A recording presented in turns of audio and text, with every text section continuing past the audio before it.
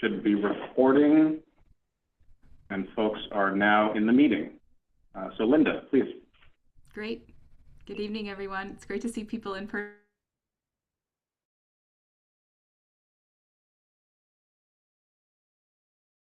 In November, we could not see you. Appreciate all of the work that's gone into making this meeting a little bit more visible and audible. But we'd like to welcome you all to the December 2nd, 2025 meeting of the Boston Civic Design Commission. The open meeting law requires that we notify the public that a recording of this meeting is being made by the Commission staff, and we'd like to call the meeting to order. My name is Linda Eastley, co-chair of the BCDC.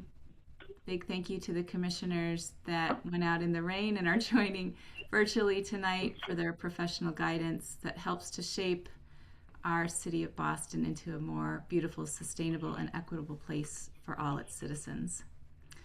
Tonight, we have a fairly compact agenda. We're reviewing 2 projects for recommendation, and we'd like to begin with a roll call. And if commissioners, you can say present as I call your name. I don't see Diana today. Seth, is that right? Okay. Correct. Jonathan Garland. Present. Shauna Gillies-Smith. Present. David Hassine. Present. Mick Young Kim. Present. Kathy Kotaritis. Present. Anne Marie Lubenow. Present. David Manfredi. Present. I don't see Catherine joining us just yet. David Nagahiro. Present. Laura Solano. Present. Kirk Sykes. Present. And myself, Linda Eastley, present. Thank you, commissioners. We are still putting together the meeting minutes for the November 5th full committee meeting and also the November 18th design subcommittee, so we'll distribute those later and do a vote at that time. So we will move on to our next agenda. We don't actually have a report from review committee because we don't have any new projects to review tonight. Christina circulated a first pass at hybrid meeting participation guidelines that you all should have received, all the commissioners should have received in your inbox today. We are going to ask that each of you review that document and then get any comments back to Christina and Seth over the next couple of weeks. Mimi and I also will be reviewing the document together and we'll submit our comments as well. And once we get them all, Seth and Christina will update that document and then we'll review that draft as an agenda item in a future BCDC meeting. But at a very high level today, one of the pieces in those guidelines was just about projecting your voice if you're in person, which we can already tell from the short minutes we've been in this meeting that the microphones are working a lot better than they were in November. So thank you. But if those that are in person could still project your voice, that would be great. And Seth, anything else you wanted to add about that participation guide?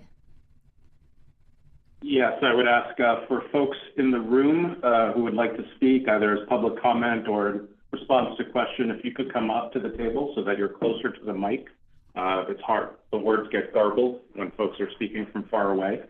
Also, if anybody is having any issues hearing anybody while they're speaking, please put a note in the chat. Or any other logistical issues, please use the chat to alert us so that we can try to address it and ask people to repeat if something wasn't clear. Please do not use the chat for any sort of substantive feedback. It's meant to be for logistic purposes only at this time. We hope to address that in the future and maybe use that. Thank you, Seth. How is the audio for those of you there in person? Are you able to hear those of us joining remotely? Okay. Yeah, pretty good, actually. Great. Yeah, it's a lot better this month. I'm really thrilled about that. So thank you, Seth, and you and Christina for working on a couple of the logistical problems we had last time. All right. Lizzie. And Lizzie. Thank you, Lizzie. Yeah. So we're going to start our presentation tonight with 434 Jamaicaway in Jamaica Plain, which is back in front of us. This is this proponent's team third presentation to BCDC. Kirk, I believe you are recused from this project, so we'll ask you to turn off your audio and video if you wouldn't mind. The commissioners that were at our last subcommittee were Commissioners Garland, Haseen, Love, Lubenow, Nagahiro, and Solano.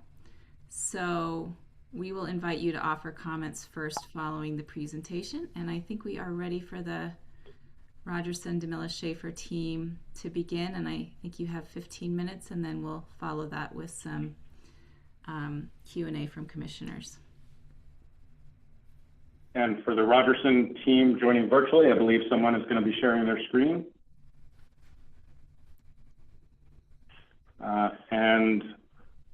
Also just want to make a note that although that intro slide did say 10 minutes, we are doing 15 minutes for test driving, 15 minutes for presentations, at introductions, and final recommendation, as these are now becoming more substantive meetings, with our roadmaps. So I think that's it. And other than the wrong date on the cover, which we forgot to mention to you all, we'll turn it over to the Rogerson team. Thank you. Jeremy Vieira, Real Estate Development Director at Rogerson Communities. I want to hand it over to Walter Ramos, our CEO. He's available. Walter, I know you wanted to say a couple words. Maybe not seeing Walter. All righty. Well, in that case, Rogerson Communities, for those who don't know, is a nonprofit based out of Rosendale, working with seniors and doing predominant memory care and affordable housing. So this is a project near and dear to our heart, and it's a conversion or a redevelopment of our main campus, or one of our main campuses, I should say. And with that, I'll hand it over to Philippe Saad, who will be doing our architect, Jamila Schaefer, who will be doing the bulk of the presentation. Thank you. Thank you, Jeremy. Advancing the slides, excuse me. So quickly, what happened since we last met with your team? We have now 41 affordable housing units on site, previously 71. The memory care unit remain as they have since the beginning of the proposal, and they are replacing one-to-one what the client has on site. We have increased the preservation of significant trees per the request of the city as well as the neighbors. We have 50 parking spaces on site, 35 are underground and for staff. And we have reorganized the site to preserve the 1956 building, part of what will be called phase 2. Rogerson is... May I have your attention, please? May I have your attention, please? We will be conducting a test of the fire alarm audio-visual system beginning at 6 p.m. this evening. Please disregard any fire alarm audio-visual signals unless notified otherwise. Wow, that's exciting. Obviously. Okay, those are unplanned, and we unfortunately we're not told when they are. Team, please continue. Excuse me. So Rogerson House is what everybody knows from Jamaicaway. However, their site is significantly larger, and it sits predominantly on Beaufort Road and where the main access is. Previously, when we sat with the commission, we showed a 7-story building, and we had a good amount of comments from the commission about reducing the size and the scale, reducing the many materials, the masonry on 3 floors, as well as the different cementitious materials on the upper level of the building, as well as maintaining trees. And if I recall, people said, this street is quiet. Let's design a building that fits quietly on the street. So that's the massing that was presented previously. So we're coming back to you all today with a phase 1 that is predominantly 4 floors, as appears on Beaufort Road. There is a 2-story that recedes behind that are 6 floors to really complete the density required by the program. We also have a phase 2, which is highlighted at 4 floors and 3 floors that sits behind the red brick legacy building called Rogerson House. The massing has been transformed also to maintain a lot of the trees in that corner, which happen to be the majority of the mature trees. And we have eliminated a service drive that previously was located between our building and the Forbes building. And it's been now relocated in the circle in a very similar fashion as it is currently operating. Before we start on the building, I wanted to put forward a few of the concept of what makes, because there's a memory care on site, there's a lot of directions that our team had to accommodate and take, and mostly are about site as well as buildings. But these are some of the elements that we followed to really provide a dementia positive space for those residents, the 66 units who live on the first 3 floors of that building. And these are some of the guidelines of exterior and outdoor space that we have abided by or followed or highlighted in our project moving forward. So we're starting with the site because the site and the outdoor space in the city for those who have memory impairment is equally important as having a home. In the red dash is the previous outline of the building as we presented it to you. So you can immediately see how we have freed up the top right corner of the site to maintain a lot of trees. But we've used this space as one of 3 outdoor memory spaces for the residents. This is more of the quiet side. This is more of an active terrace for also memory care residents, and a fully secure internal courtyard within the donut-shaped building. The third courtyard that manifests between phase 1 and phase 2 is an open outdoor space for the residents of the building as well as the neighborhood.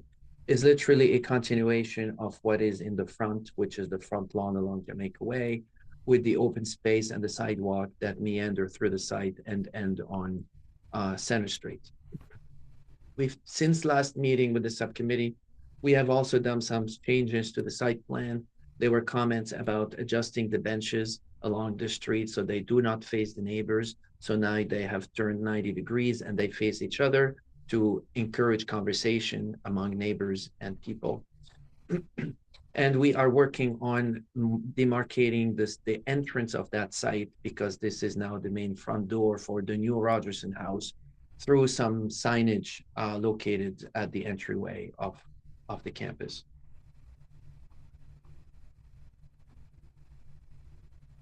That's it, it's section through the front, the sidewalk, the 8-foot sidewalk, as well as a 4-foot permeable, and then the planted area towards the inner part of the outdoor space that is manifested and represented in this area, and the benches being turned 90 degrees, as I explained before.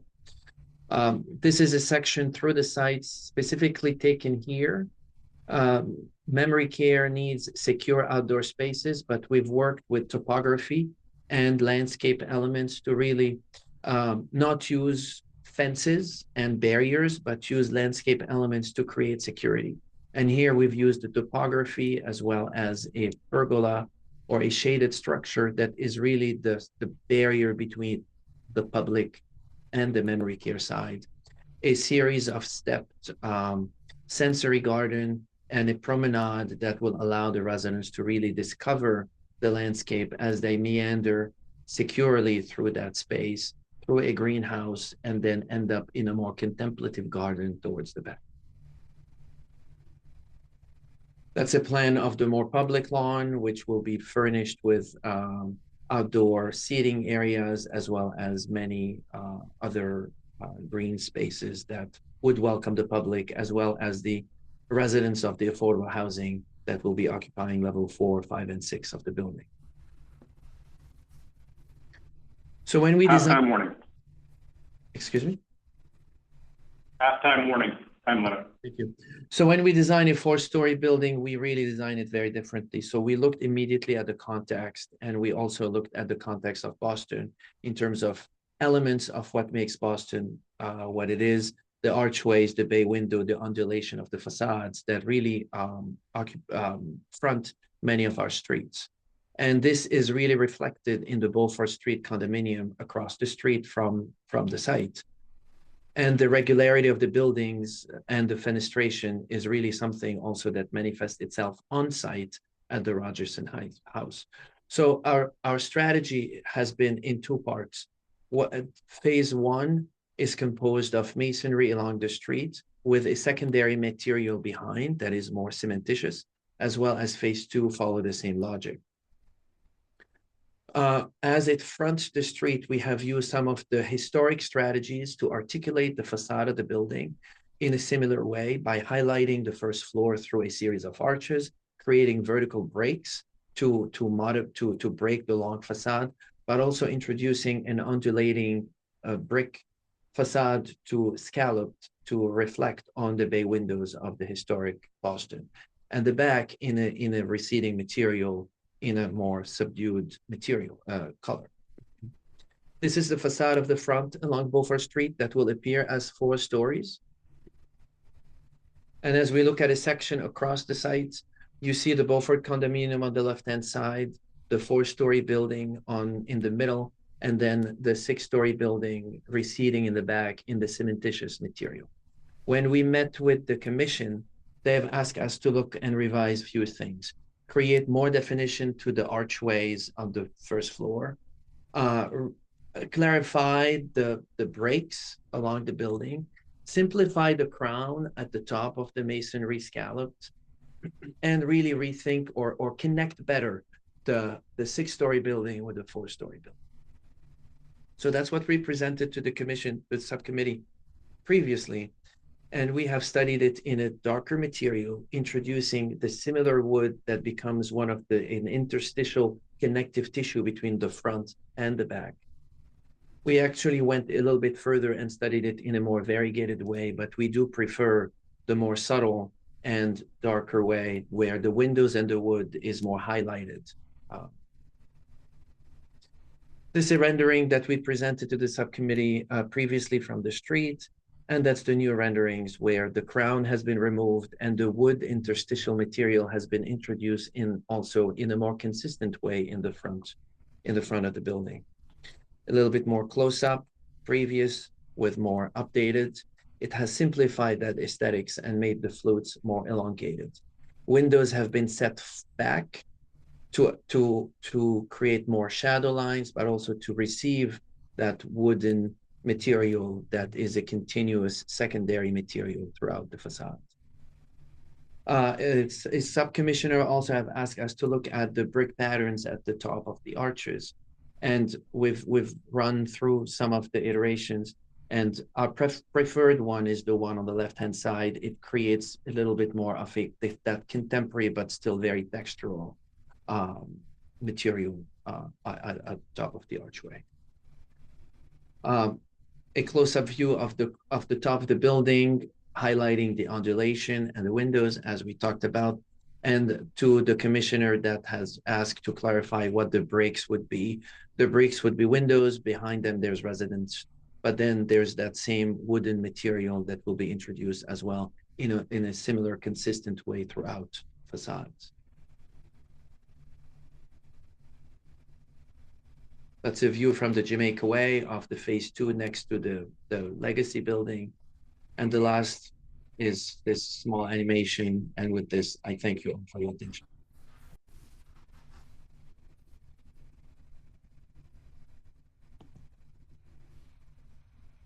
Great. Thank you, Philippe. Thank you. Appreciate the presentation. So, commissioners, Jonathan, David Hassine, Anne Marie, David Nagahiro, and Laura Solano are all the ones that were at the last subcommittee and also are here tonight. So we will give you the floor. I think what we'd like to do is, if you're in person, if you could raise your physical hand, that will help us to see who'd like to make the comment, and we'll raise digital hands on screen and see how that serves us today.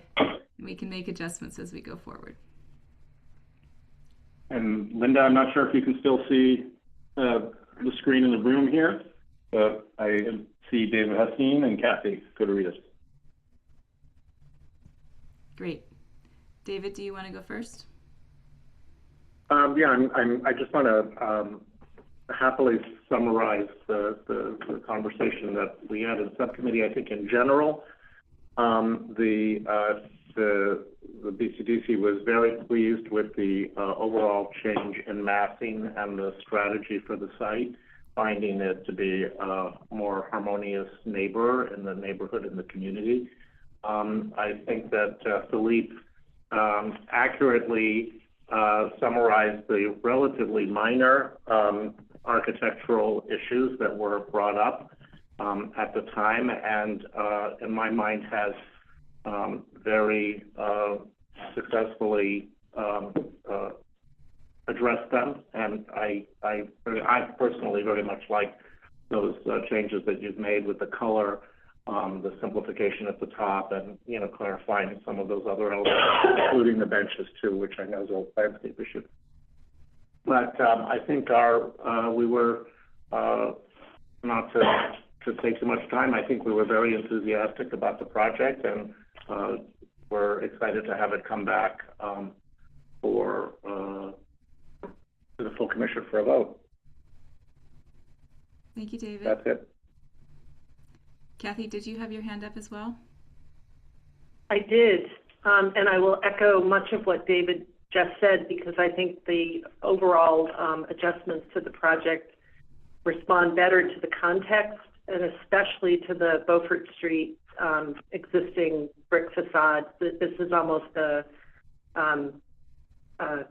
complement, really, to the bow front of that street in a way that I think is going to be quite lovely, actually. But I really respect the scaling down of the project, and I understand what that means for you. And I also like that you've chosen brick and the arcuated system all the way down the stretch of this edge, because I think that too is a nice response to the building across the way. But just in your dusk shots, it suggests a lot more light on the street and on the sidewalk and into the seating areas, which is great. So, and this is the first time I'm seeing it in quite some time, so I really, really appreciate all the adjustments made. I have one question that may be answered along the way, and that is when phase 2 is anticipated, and if we are approving a general framework here, or if that's later on. I believe I can take that. So, yeah, I can take that. So phase 2 right now, we're really just expressing what it could look like, and we wanted to let the commission understand the sense of scale and what we're proposing. That would be coming along at a later date, pending financing of the phase 1 and how that all works out. It's likely 2 to 3 years in the future. Great. Yeah. So for the record, the 1950s building is correct. Preserved. Is preserved. And will move forward. Yes, we think is a really important part of the facade on the Jamaicaway, and we're really glad that we got to integrate it the way we did. That's a beautiful building. And just a point of clarification on process. So yes, just phase 1 has been formally submitted to the city for review. Because of the importance of the overall site, we worked closely with the proponent to make sure we had a sense of, let's call it the master plan for the site, and what to expect when phase 2 is actually filed in a few years. And as part of that, they've made the commitment to keep the legacy building at the scale that they have currently proposed. The final details of that to be worked out when that actually gets submitted. Thanks for the question, Kathy. Anne-Marie? I too was very happy to see the reduction in height, the changes in the massing and scale. Could you go to a site plan, please? I also support the change in brick. I have some concerns about just the cost. I'm actually excited to see the detailing of the brick. I'm a little concerned about the cost of that. I will leave that to future discussions or negotiations. On the site plan at the last meeting, I raised a concern about the tightness of the entry, that one of the moves you're making is positioning the main entrance at the corner, at the end of Beaufort Road. I understand that there are constraints. I understand that, one thing I would encourage you to explore as you continue to refine the design is how you can demarcate this as an entrance to the site. This is a residential street. People will be coming in and out.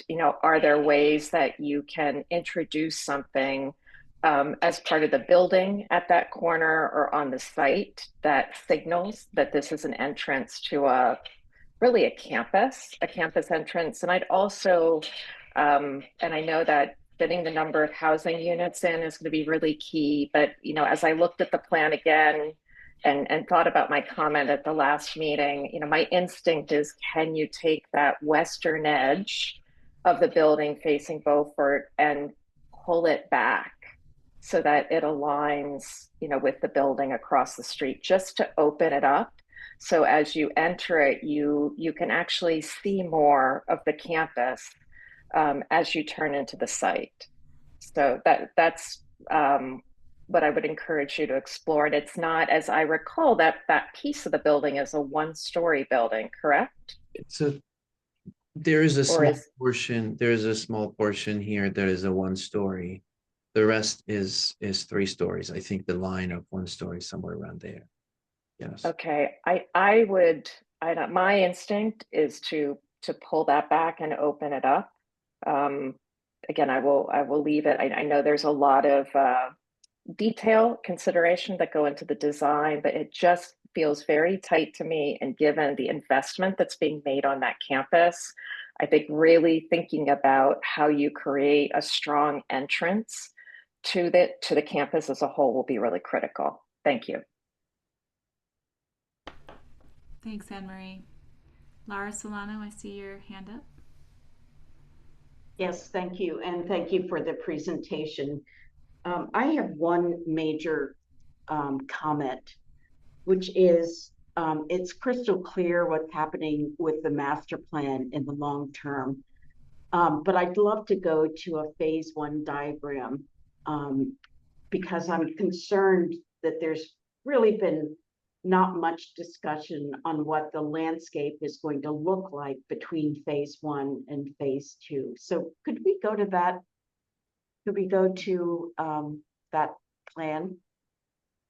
We had a phasing diagram that we moved below Yeah. the. Yep. Find it. It's somewhere here. All right. Yep. Perfect. Thank you. Existing phase 1 intermediate. It's that intermediate.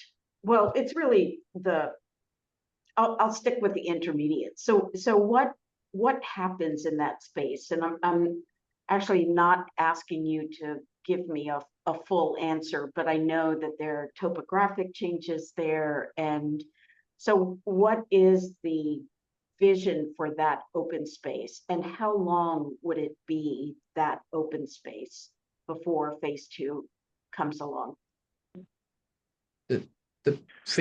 The whole campus. Jeremy, do you want me to answer, or you want to take this? If you want to speak to the architecture, and then I can speak to the timing. We know it cannot stay like this for the memory care residents, because people who are on that side have a door and have a patio and need to get out there. The discussion with the client since the beginning has been that this intended to happen one after the other. So after phase 1 is done and people are moved, there's a construction site happening in the majority of that open space so that phase 2 happen. There will be some temporary barriers to provide security for the residents who are living in the memory care until phase 2 is built. Now, phase 2 is also affordable housing, so it all depends on the funding streams. So this intermediate time could not be very precisely defined. Has just let me ask one question. So has the planning staff worked with that interim area? And I ask because as you mentioned, the housing in phase 2 really is up to the financing, et cetera. And so I'm just concerned about what happens with that space. Has there been discussion about that? And I guess I'll ask that of the planning staff. We have, so Megan Richards, the senior urban designer on the project. Sorry, Megan. Megan, can you get a little Sure. closer to a mic for us? Thank you. Come to the table. So Megan Richards, the senior urban designer working on the project.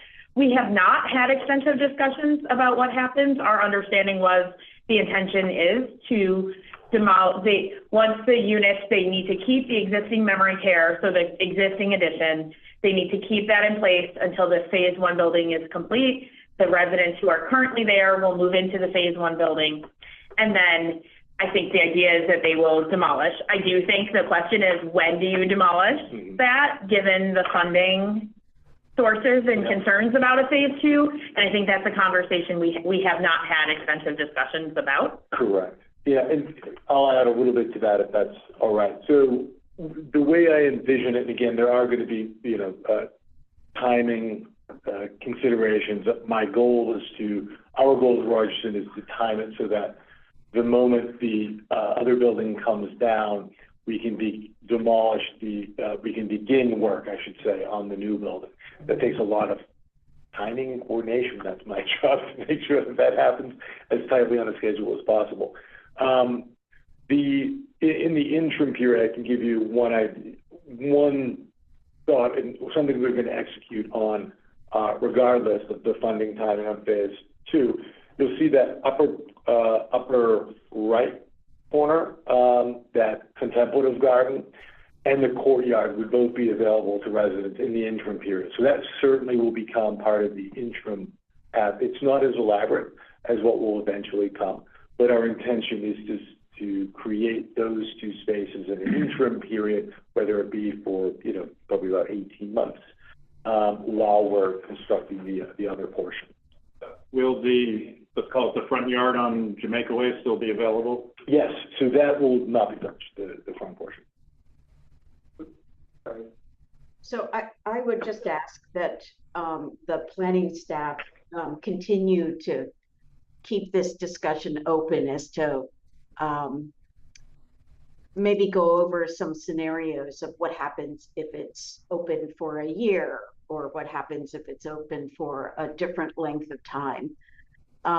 Because I know in memory care, finding peace is really important, and having some place to really go outdoors. So I applaud you for doing that northeast corner. I think that will be extremely helpful, and it's great to get that online and as a cherished space.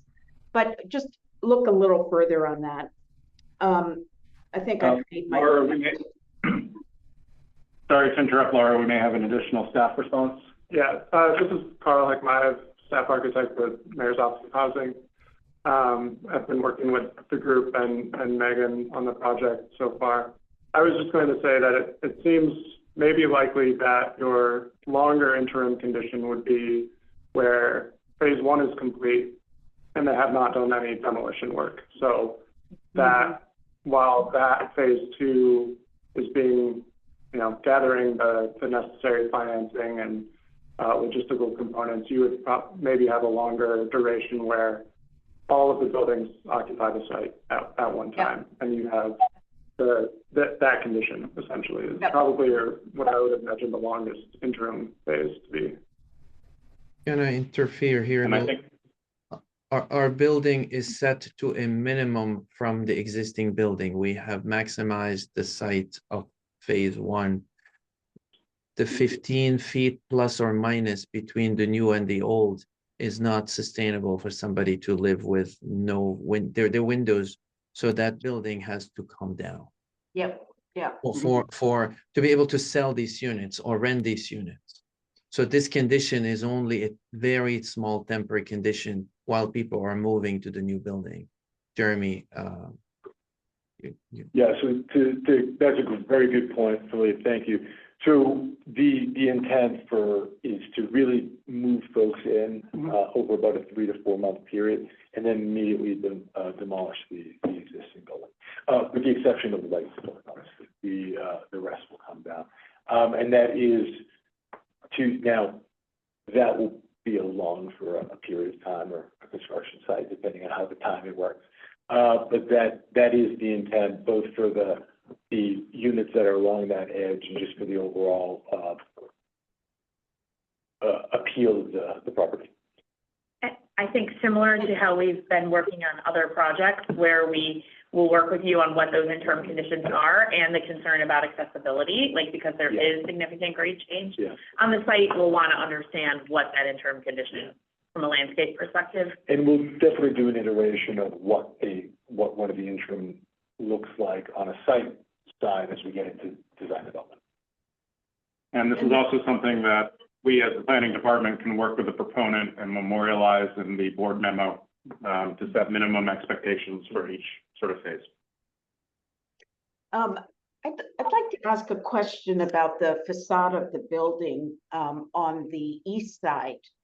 I didn't notice in the side elevations that there was much grade change, and I thought that there was a fairly significant amount of grade change between Beaufort and the low point on the site to the back. Is that right, or did I misunderstand the grading there? You had oh, there you go.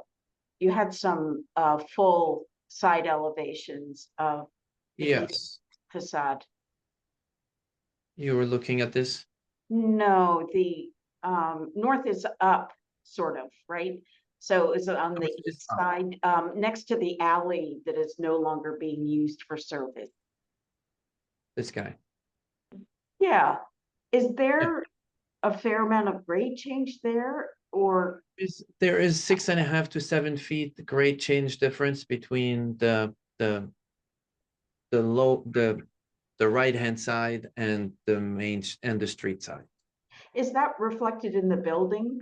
Yes, it is. The building, you can see here, this is the Beaufort Road level. And then there is a drop here.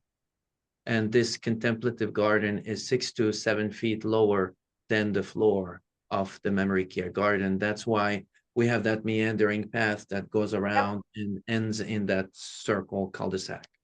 Yep, I understand that. I just wanted to ask, when that drop is that made with a wall and then straight out to the memory garden, or, and if so, are there windows on the bottom of that wing, the 3-story wing? Right here, 4-story, that's yes. the garage. The garage is half floor below grade.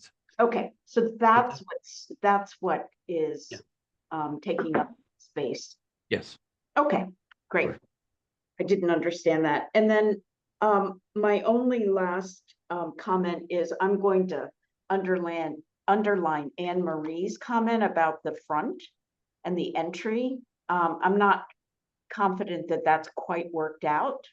And I think it is a matter of looking at architecture and site together. It's a very awkward corner. And I know you're dealing with a lot there, but it's tricky, and I would encourage planning to continue to look at how that might both be inviting into the site and more obvious that that is actually a significant entry.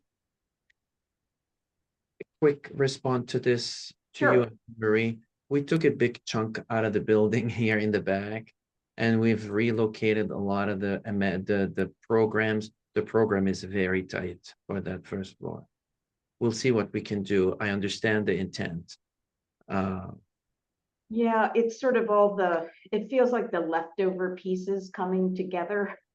And so you've set the standard too high. You made such a leap with the architecture board that we can now put our finger on those kinds of things. But you've proven your creativity. So I would hope you could continue to develop that. Thank you. Thank you, Laura. I appreciate it. Commissioners, I don't see any additional hands. Oh, David Manfredi. Now I do. Now I do. David, do you want to go first and then Jonathan? Well, I think it was Jonathan, Okay. and then me, and then David. So Okay. one recommendation, Seth, that I would make is that the camera should be on the long wall so we can see all the commissioners at a uniform size. Because I can see Jonathan and David Manfredi really well, and then not a lot of people behind that. So I apologize if I've missed hands. It's okay. All right. You're doing a good job. So Philippe and team, I would applaud you again for similar to the subcommittee. I think the project has really come a long way from the previous rendition, the 7-story building. And I think, like Laura just mentioned, I think we are down to some details, which could be in many ways worked out with staff. If you can maybe just flip to one of your renderings from streetscape, I guess, or one of the street perspectives. For the one, let's see, slide 29 maybe. I love the craftsmanship, the detailing, the attention. I heard something about creativity. I certainly agree with that. To that end, I do think there could be a little more simplification, because you have a lot of elegant moves here, and I think they sometimes become more elegant almost the simpler they get, or where really important things stand out. And so what I mean by that is there's a number of arches at the base, and I could also see a scenario where a lot of those arches could go away. Those could be more like flat tops and maybe preserve the arch for, say, an entry condition where you are entering through the arch, because then it sort of ties to the meaning or the function. And that's maybe one way to simplify. I am encouraged by, I think last time you had more brick checkerboard pattern making at the top, which has gone away. I think that's helpful because it helps to accentuate the punch window and brings more of that detail down to the pedestrian scale at the base. So again, these are just refinements or studies that I think you could engage in. And then looking at the lower volume, I think to the right side of this image, it seems like you've incorporated, if you go to slide 25 maybe, you've incorporated some wood with, punched windows. I don't know so much mind the wood, I guess would be, I'd be curious to see what would happen if you kept the window regimen fairly regular, like you have in the main volume. Again, taking cues from the references you showed across the street with the bay fronts and just the simplicity that provides. I think you could still appreciate a high quality facade, but maybe just more regular pattern. And again, I'm just stating a couple of details that I think you could work with staff. And then lastly, I noticed, I think in your cover sheet, the corner image, you were showing a granite base, but then that got interrupted by brick. And I wonder if you would consider, or the next shot, retaining the granite base all the way across the bottom, just to kind of make sure that there's a durable. Yes, the intent. Yes, the intent is to maintain the granite base. It might not have made it into the last renderings. I apologize. But once again, I appreciate all of the attention you brought to this. I think it's a fantastic project. Thank you. Thank you, Jonathan. You all know at the table who had their hand up next. I'll go next. Okay. We'll just go to I'm gonna talk about something that Jonathan talked about. But first, I don't think I've seen this since your original presentation, and it is vastly improved. And I hope the neighborhood shares those feelings. There's a lot of concern that opening night. I want to compare what you've done here on Beaufort, which I think is really very nice. And Jonathan used the word craft. I think I respect Jonathan's comments that sometimes you can simplify and make it even better. But I really appreciate that you're treating brick with great respect. and using brick to create texture. And it does feel like real craft and to a certain extent in inventive ways. Now, I want to go to that same elevation Jonathan went to, which I think was page 25. And I recognize that we can't have all of this detail, all of the quality of the brick all the way around the building. I'm not challenging that at all. But I wonder why, I'm going to say something a little bit different than Jonathan, why you feel the need for the panels of, I guess, what's to look like natural wood within the horizontal, I'll call them clapboards. I know they're not really clapboards, but there's an integrity to the Beaufort part of the building, a simplicity. There's a brick frame, and then there's masonry openings in the brick frame. I feel on this part of the building, you're making picture frames and filling them in with wood, and I think you're doing it, as we've seen many projects come through BCDC, to try to maybe exaggerate the solid to void ratio, maybe manipulate the proportions. I think it would be so much stronger if you took away the second frame, the frame of the wood, and just had the window in that, what I think is a very simple elevation of kind of a clapboard. Yeah, whoever's got the arrow. The windows are strong. The proportions of the windows are nice. The definition of 3 floors, I like all of it, except what I feel like is kind of stuck on frame of wood that doesn't mean anything in terms of inside outside. And I would urge you to have the same sort of craft on this part of the building as shown on the other part of the building. It's really become a really nice project, though. I want to say that. And following up on that, so when we started the presentation today, I thought, I've never seen this project before. I haven't been to anything. And then we got to the third slide where it was the previous one, and I went, oh my God, I can't believe it. So it's a tremendous change. So I really wanted to echo my fellow commissioners' comments and clearly appreciate the responsiveness because it's developed a lot. So I have a couple of smaller comments.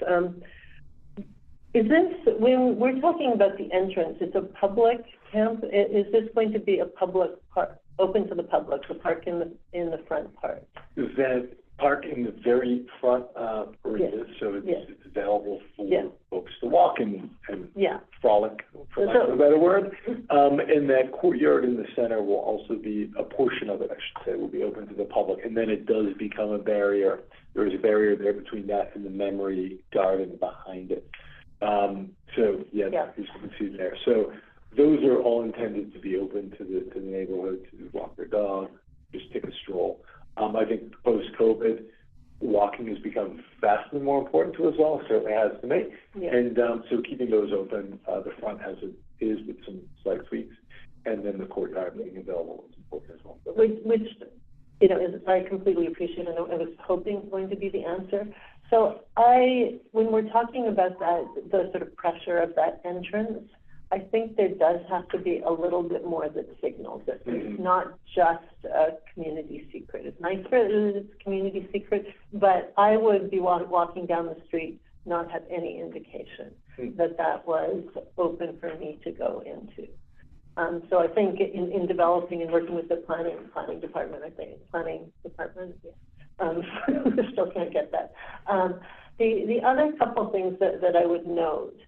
I understand the grade change and I understand the sort of importance of walking. I think particularly since phase 2 hasn't been fully developed, I'd love it if there could be a little bit more space in that. I think right now it feels a little bit of a repetitious, very, very direct. There's not enough sort of lingering places along it. I don't know if there's a direct stair as well.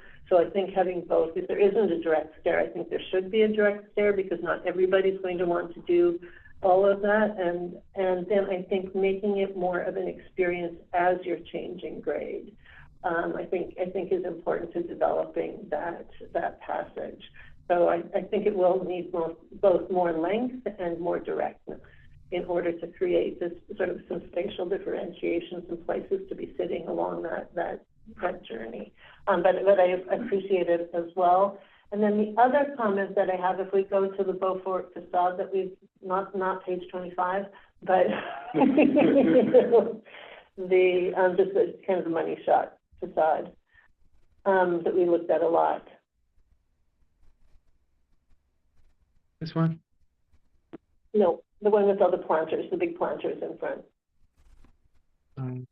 Where so I appreciate the planting, and I also appreciate the pockets of seating, but I don't feel that the landscape and the architecture are talking to each other very much. The sort of complexity of the materials and verticality of the building and the, sort of extreme punctuation and texture. And I'm not saying repeating it, but maybe there's a way that it's picking up the bay in some way. Maybe the planter, the material of the planter, which looks like Corten steel, I'm not sure what it is. But I think some more exploration on what that material is, but also the modulation of the planter, because it kind of looks like it's just pasted on in front of the building. And I think that there is, that there's been so much effort in the detailing of the architecture that taking that level of thinking to the landscape element. And I'm sure that's all the way through, but this is sort of the place that we really do see the landscape articulated. I mean, and a lot of the other landscape was really sort of precedent images and plans and sections. So I just think you encourage you going through working with the planning department to be really thinking about that level of detailing and finesse in the landscape as well. Yeah, I think and Philippe, not to speak for you, but I know that this planter is one of those places we know that there's some refinement necessary to make it interact with the building a little bit better than it does. And I think what we wanted to articulate here was very much the benches. That was one very key point. We want to make sure that people understand we do that, the thickness of that planter and how it exactly interacts with the architecture. Well, and the height of the walls, and because yeah, anyway. Can I ask for one follow-up before the alarm goes off? I think that, aside from my initial comments, I think you've heard some really thoughtful comments today. As far as what David and Jonathan were saying about the dark side facade, I can see a middle ground actually where the panelization and the window is actually making a very direct relationship with the panelization and the window that exists in the brick building. And that might be something between the dancing windows that you currently have and the just the simplicity of the window in the gray wall. So that's literally that next window down is a parallel to what is existing in the brick, and that might be a way of connecting the buildings in a way that's simpler and elegant. The other thing I wanted to mention to Anne Marie's very important point, and Laura, I think echoed it, if you could go to the slide of the corner there. I'm wondering, Philippe, in these bow fronts that we love so much in Boston, there is often a change at the end condition, right? When the row houses hit the end of the block, they often do something a little bit different. And I wonder if you could click on that slide, the animation slide, I guess, that one, or that one. Yeah, that's fine. Like perhaps with all these inside curves that are marching down, maybe that corner is a little hard. And if that corner actually was the exception to your rule, to your system, and actually had a soft corner instead of a hard corner, and somehow incorporated this one-story piece that is extending It wouldn't do exactly what Anne Marie is saying, which is actually pulling the building back. But if you can't do that, maybe the answer is to actually soften that corner so that as you're coming down the street, there is a change in the rhythm that invites you to make that turn, to roll literally around that corner, which would be very typical actually of many of the row house conditions that exist in Boston and might be sort of a middle ground. So those are just two quick thoughts on what I thought were a lot of very thoughtful comments. And Commissioners, if I can interrupt and suggest that as soon as the fire alarm testing starts, we take a 5-minute break. We talk to operations. We expect it to be about 5 minutes. So I would say we should keep going, but as soon as the alarm goes off, 5-minute break, come back, talk next step, take public comments, and then talk next steps. Yeah, sounds good, Seth. And thanks for the last couple of comments. So I know Anne Marie has her hand up, and then I know we are running behind and we have some public comments. So after Anne Marie, maybe we will shift Seth to public comment and then come back and talk about next steps. Thank you. I just want a follow-up comment on the corner. So this view that we're seeing here is a view that not many people will see. So, you know, if we were to look at this again, or as you move forward with the planning staff, I would like you to focus on perspectives of people coming down Beaufort and the other street. So that, you know, that I feel like this is a little misleading in that it presents something. So again, and we're seeing this from a distance, so we're getting the benefit of the entire building, but really understanding how people find that driveway entrance and also thinking about what is the experience for somebody not only driving through, but walking through that space. And again, how does it become a gateway rather than simply a driveway? Right. Thank you. Yeah, thanks, Anne Marie. All right, I know Bill has been very patient with his hand up, waiting for the public comment portion of our meeting. So if May I have your attention, please? May I have your attention, please? We'll be conducting a test of the fire alarm audio-visual system. Please disregard all audio-visual signals until further notice. 5-minute break. Bill will come back to you as soon as we're May I have your back. attention?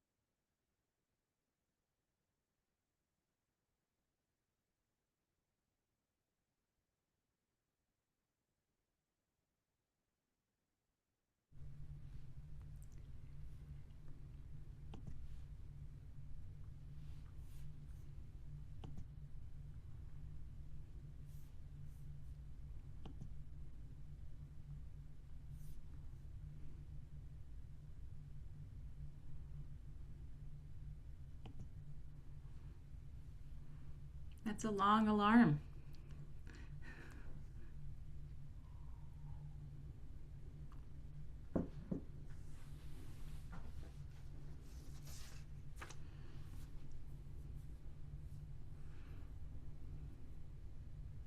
Linda, do you think the alarm is still going on? I just saw that quick chat message from Seth saying that it was. Okay. Gosh, That's a really long alarm. what room are they in? Just down by the model room. I see. Okay. Well, it's quiet here.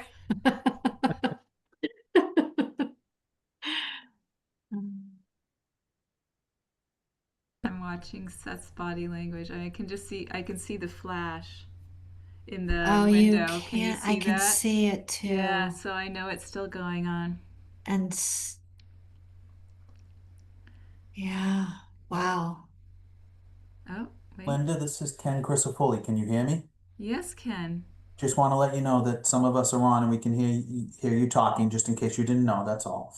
Yes, no, I know that this is public and Everything is public. we were just getting a little bit bored, so we thought we'd start a conversation. So feel free to jump in too, Ken. May I join you? No, just Of course, Yes, of course. absolutely. We're just watching the flash reflection in the glass at the back of the room, so we can see that the alarm is still going off. Yeah, it would be hard to run a meeting with the alarm going. That would be a good test for anybody who's commenting or proponents who are trying to present. Not a good test, just a test. Exactly. Is this the first in-person hybrid meeting the BCDC is doing, right? The second. Okay. We did one in November, and that was, kind of we actually didn't have a lot of notice that it was going to be hybrid. And so during that meeting, we actually didn't have a camera. So people that were joining remotely, like we all are, could not see people in person. So each meeting is getting a little better. Oh, yeah, it is very thorough. Hopefully it'll be done in a few minutes.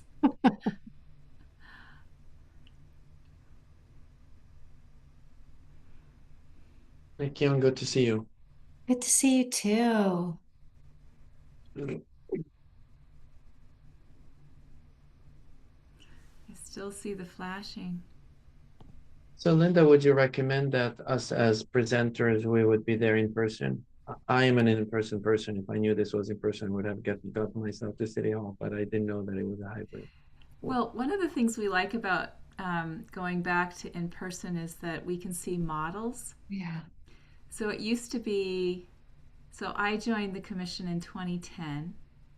And so between 2010 and 2020, we asked commissioners, proponents to bring models so that commissioners could kind of see it on the table. It was very, very helpful. Yeah. So yes, if you're able to join. And since we have co-chairs, Mimi and I, the other co-chair may try to, be one virtual, one in person, and see if that also helps the flow. Yeah. Oh, good. Oh, they're coming back.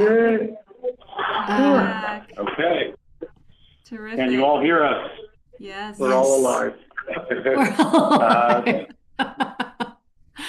Glad to hear that. Okay, so I think where we left it, Seth, is that we were going to go to public comment. It looks like we have 3 hands up for now, and then we'll come back and talk about next steps. Great. And a reminder, Lizzie, if you can put up the public comment slide, please. A reminder that starting January 1st, 2026, the Commission will limit live public commentary to the project's introduction. Members of the public interested in submitting comments to the Commission are encouraged to do so in writing by emailing them to bcdc@boston.gov at any phase of the project's review, and we will communicate them to the Commissioners. However, until then, we will continue to take live public testimony or commentary. So at this time, we invite any members of the public in attendance who wish to contribute public comments to raise your digital hand, and staff will call on you.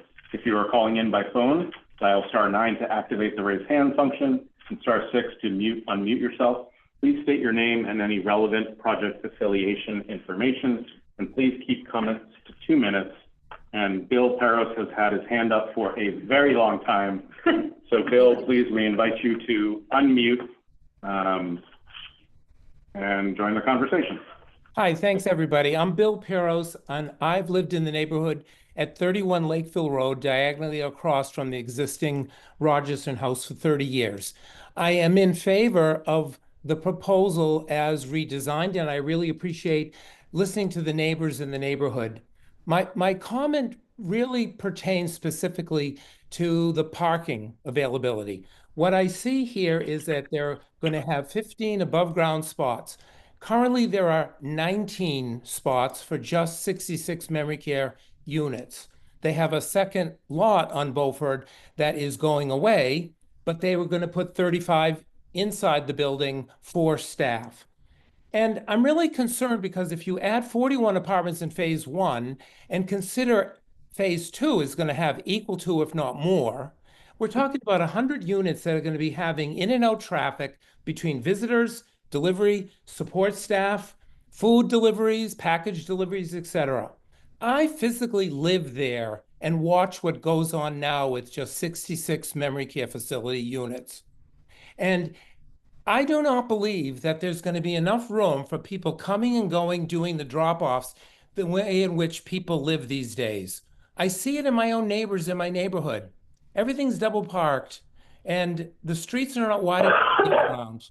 So I really feel like there's an inadequate consideration for modern day living where people in the income subsidized apartments or adjusted apartments are going to be receiving both visitors, services, physical therapists, respiratory therapists, pharmacy deliveries, UPS, Lyft pickups, Uber pickups, drop-offs. I don't think 15 parking spaces above ground is going to make for a very functional facility. And I'd like some, if people could comment on that, I'd greatly appreciate it. Thank you, Bill. Appreciate that. I guess I would like to ask the team to speak to their parking strategy as well as their approach to servicing and loading. Billy, are you able to speak to that? Or if we have Leticia? Yeah, I mean, we have 15 surface parking spaces for visitors. And 35 parking spaces below ground for staff. Jeremy, your team is planning to advertise for the 41 apartment, and that's in the PNF, that these are apartments that have no parking spaces attached to them to deter those who have cars from signing up for this housing.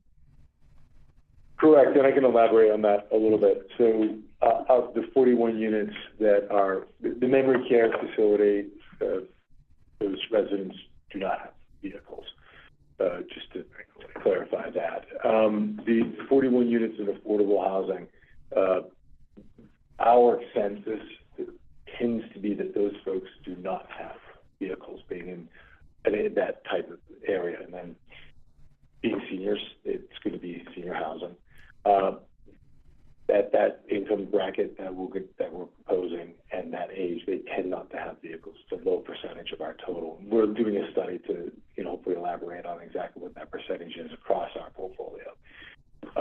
But that is just sort of sets the stage for what we do. We do have good transport, and it's fairly walkable neighborhood as well in that area.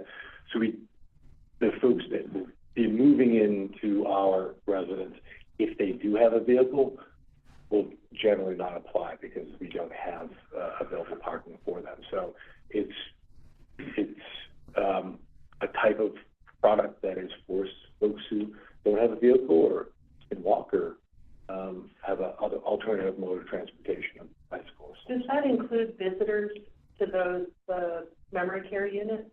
Correct. So the 15 is for residents as well. Yes. They are. Yes, they are restricted to visitors. There's no residents. There would be no designated resident park. I mean, just a quick comment. I have a parent who's in a memory care unit in another state, You go visit them on a Monday, Tuesday, Wednesday, no problem. You can get parking, you know, on site.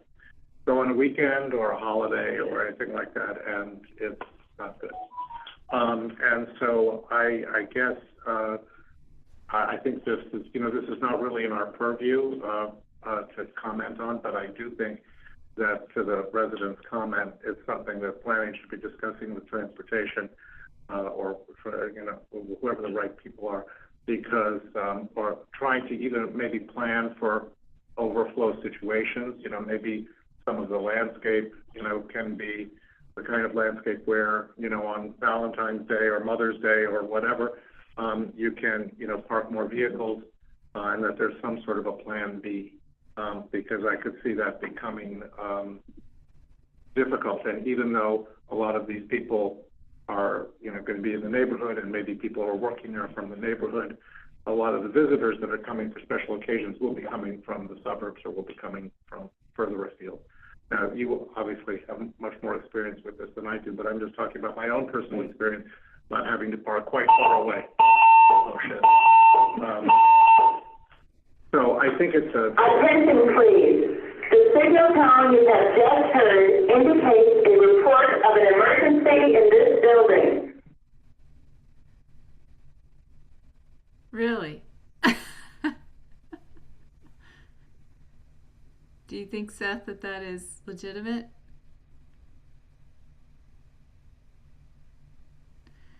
The light is not flashing behind them.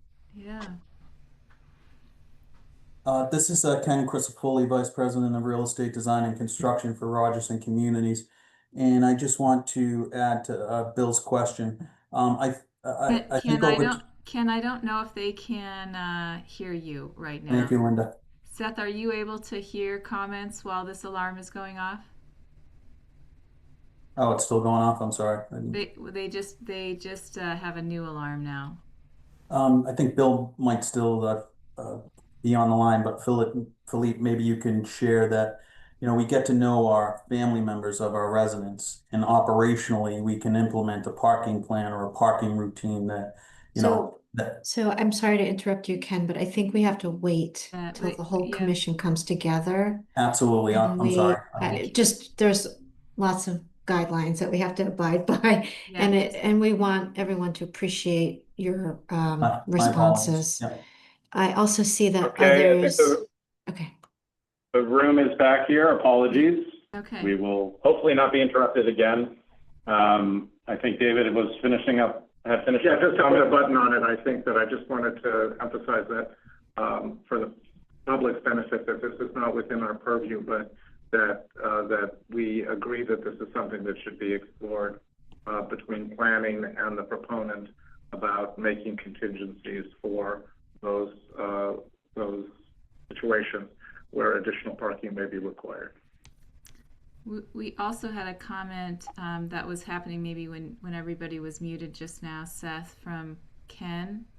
So we invited him to just pause until everyone was back together.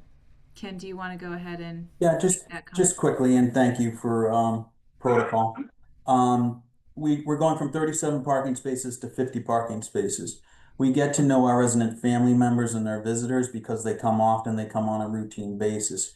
We can implement an operational parking procedure or guidelines in regards to with our visitors to our residents to make sure that they check the garage spacing first if there's no, or second, if there's no parking in the 15 spaces in the front yard.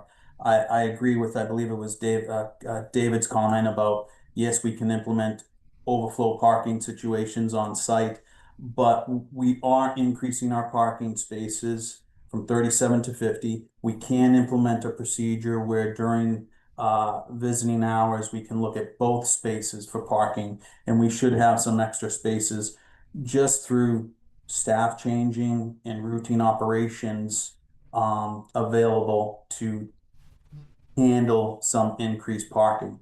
But to Bill and our neighbors, we will look into that operational procedure and come up with the best solution that we can with the available parking we have on site to us now. So that's all I wanted to offer. Seth, Thank you all. Let's return to Yeah, public comment, if that's okay, Linda? Two other comments, and then I I'd believe- love to wrap up. I believe the next hand I have on my screen, Nancy Krieger, are you able to unmute yourself? Yes, thank you very much. I appreciate the opportunity to speak briefly. I live on 16 Beaufort Road. I've also lived here for 30 years. And my main concern, which I've already emailed to Camille Platt Descosta, is about having a front entryway on Beaufort as opposed to having the only entryway be on the circular driveway. Seeing the traffic that happens, if people start dropping people off, picking people up, dropping off deliveries on Beaufort Street, it's actually a very narrow street. And the slide that shows on slide 35, I believe it is, that makes it look like it's this expansive corner for people to come and go. There's actually a house there with 3 parking lots in front of it, 3 parking spaces. And so I'm very concerned that I really support the comment that I heard from one of the commissioners about figuring out a way to have the driveway opening to be more pronounced, to be more inviting, and to make it really clear that is the only place that people can drop people off, pick people up, and put deliveries. Right now, there are landscape trucks that routinely pull up on the side of Beaufort. They would be parking right in front of your building. They come once or twice a week.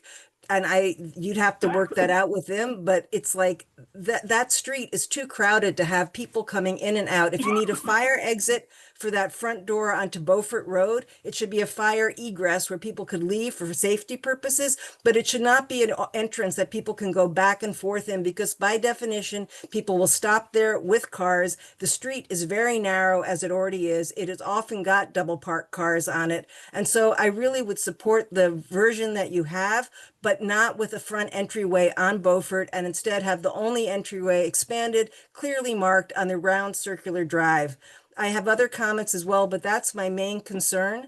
And I think there is a way that you could do something with the front of the building, whether it is the different design and planters or whatever, to change that. But there should really not be a front entryway, because it will make Beaufort impassable in terms of cars that will stop there on Beaufort Road to be able to let people go in and out the front door. Thank you, Nancy. And I realize that I made an error in procedure by asking the proponent to respond to the last question directly. We typically take all public comments and then ask the proponent or the commission to respond if there was any desire to. So I will next call on Edward Burke. Can you unmute yourself?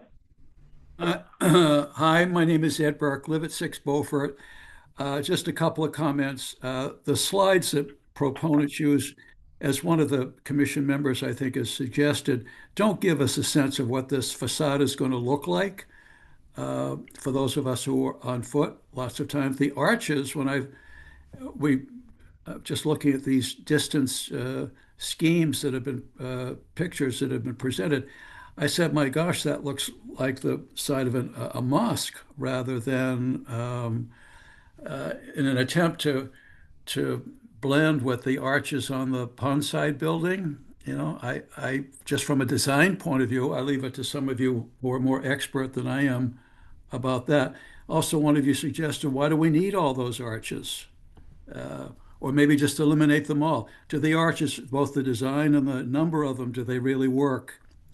Do they add value? I don't know. Second point, we'd like to see some close-up views of the brick that would be used. Is it consistently all one color, or are there different shades? Do they blend well with not only the pond side, but also with the Forbes building? The brick seems a little purplish. Is it going to add value to the ambiance of the street? The beleaguered street, especially, it's going to become a lot more busy. So those are some comments that I'd like to make. I appreciate the opportunity for the public input. Thank you. Thank you, Ed. I am not seeing any more hands. Just want to check, make sure there's no more public comment. So with that, I will close the public comment period and turn it back to the commissioners and see if any conversation on that is needed or discussion of next steps. Thanks, Seth. So commissioners, we had a great and robust conversation, and we are at 6:32. So I think it's time. Yep. I'll make a motion.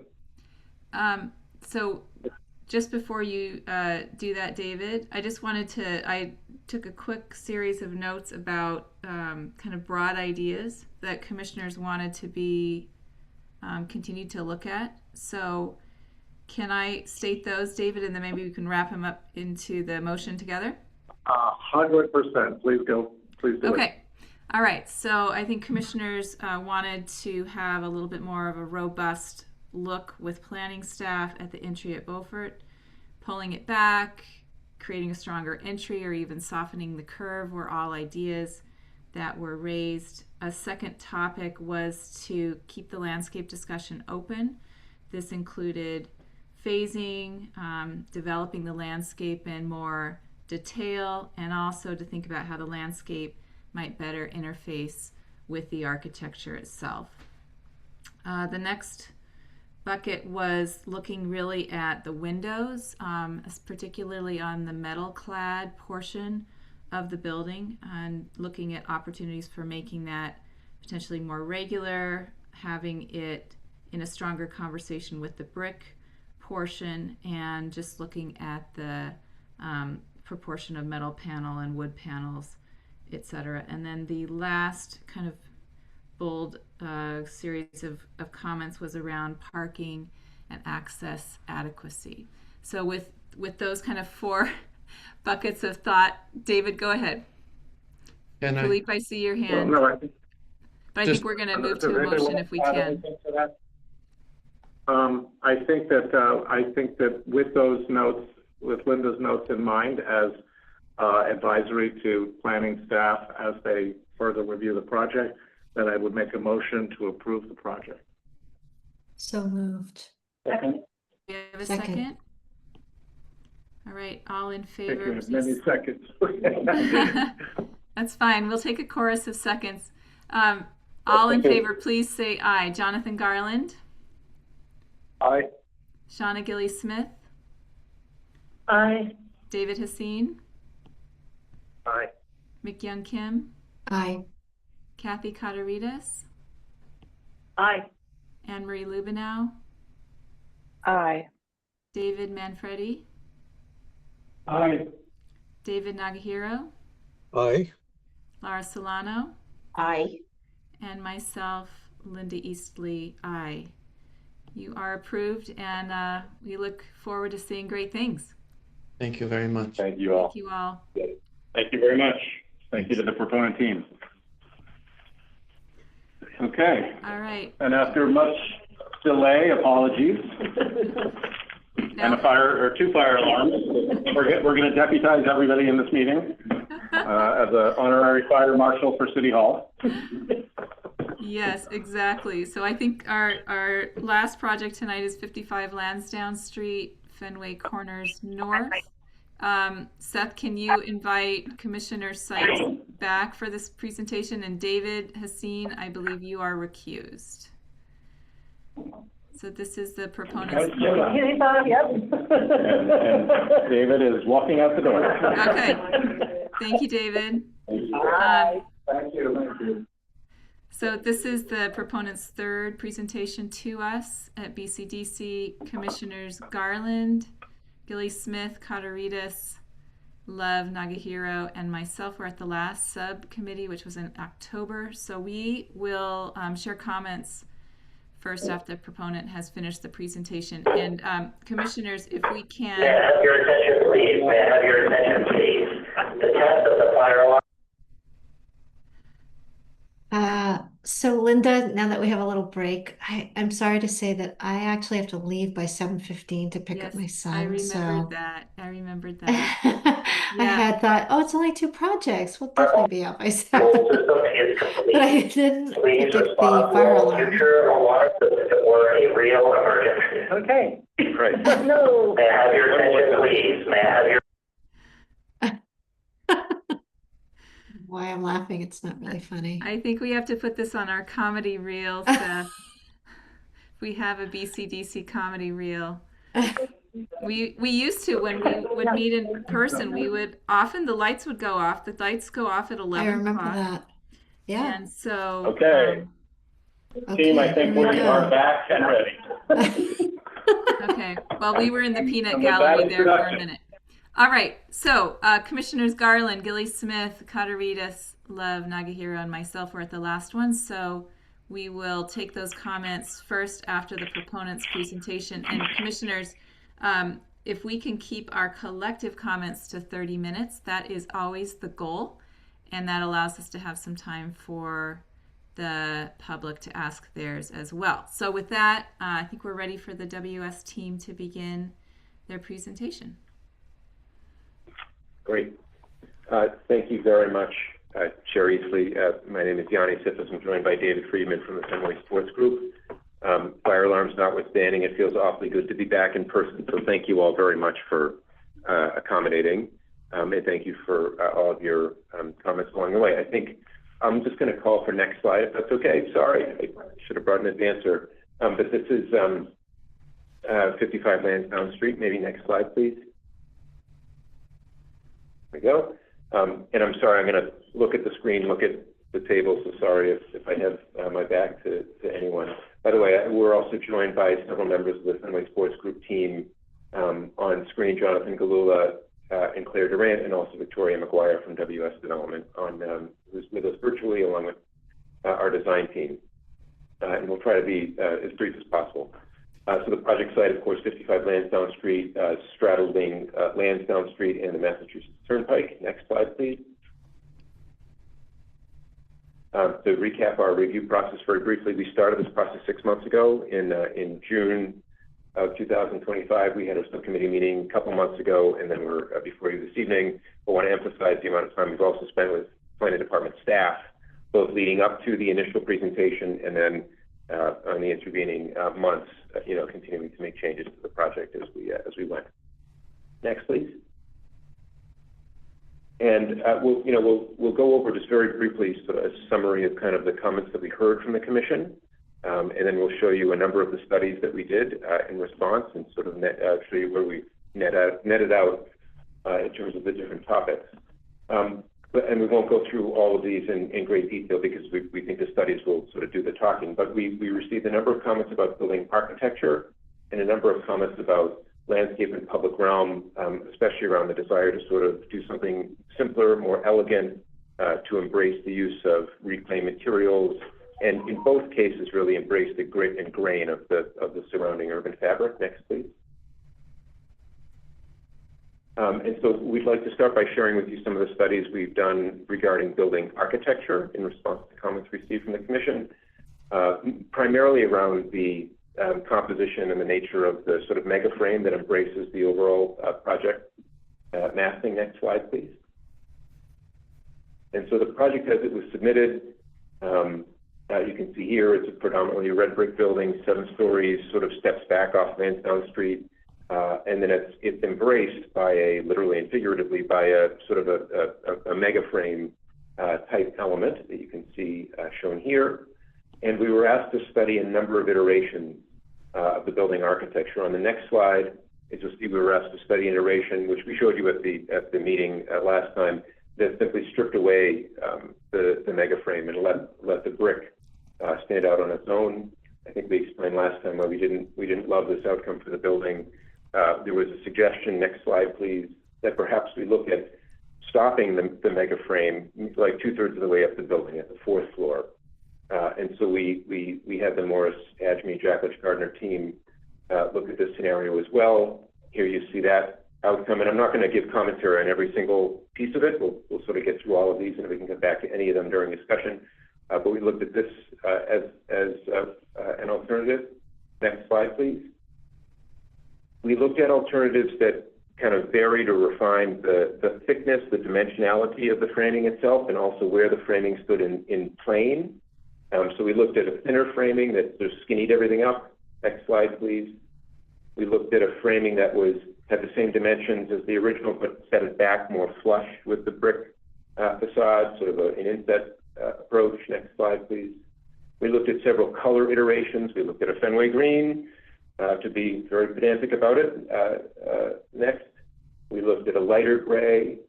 We looked at a red brick, to try to sort of go through the full range of kind of color and style options or alternatives here. On the next slide, please.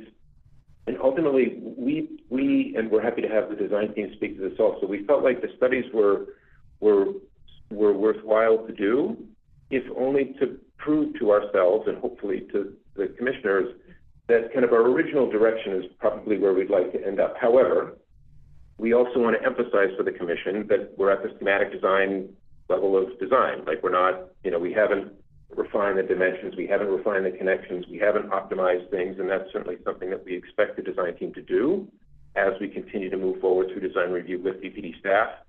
But ultimately, we didn't feel like any of those studies, were the best outcomes for the building, considering the totality. On the Lansdowne Street elevation. Let's move to the height facing elevation. Yeah, please. Is the steel doing any work? No, these are non-structural elements, similar to 201 or 420. Like it's an architectural style. Next, please. On the pike-facing elevation of the building, we won't call this the back, but the north elevation facing the turnpike. There was some really, I think, good comments about wanting to perhaps have the building embrace a bit of a different scale, given the two different types of environments. So we looked at, again, a range of scenarios here. Next slide, please. We looked at, back one, a scenario that simply stripped away the grid of framing and just allowed the brick elevations to sort of be framed at a larger scale with the metal framing. Next slide. These are just a series of iterations. Maybe we only do this on the north elevation facing the turnpike, not on the west elevation. Maybe we organize the scale of the framing a little bit differently so as to express a larger scale and a larger organization and hierarchy. This does not have the diagonal braces. Next slide, please. This does have the diagonal braces. Next slide, please. We looked at, there was some commentary last time about perhaps we look at ganging the windows differently, looking at different fenestrations. So here we have double-story window aggregation. On the next slide, we have quadruple-story window aggregation. Again, just playing with scale, playing with same materials palette, same sort of basic partie, but playing with scale and dimension. And ultimately, where we ended up, next slide, please. Oh, sorry. We were asked to look at a treatment that on the pike side had metal panel. And so we looked at a scenario that on this north elevation had a metal panel expression versus carrying the brick all the way around. Next. And in general, and where we've ended up is we actually thought the comments about the scale from the turnpike side versus the Lansdowne Street side were really well placed. And so we've modified the proposed kind of framing organization such that the framing now is less dense. It's a little bit less intense, and it organizes the elevation at a larger scale. So now we just have the verticals. We've stripped out the horizontals so that, as you drive by this, hopefully at a higher rate of speed, the building makes a little bit more sense. It's organized at a larger scale than on the Lansdowne Street side, for example. So this is, we think the studies yielded a better result in this case. Next, please. One other point to make, again, all this review is happening at a schematic level, and we have a lot of work left to do with the Morris Adjmi Jacklich Gardner team on the brick detailing. So much of this building and how people are going to experience it at pedestrian level is going to be based on the brick detailing.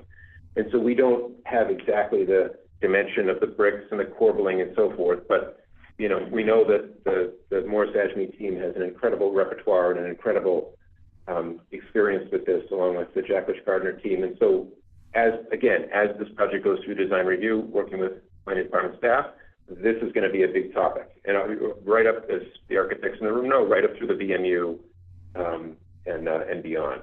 So we wanted to at least share this, and I think another example on the next slide, just of some of Morris's work. Yanni, just over half time. Okay, thank you. Perfect.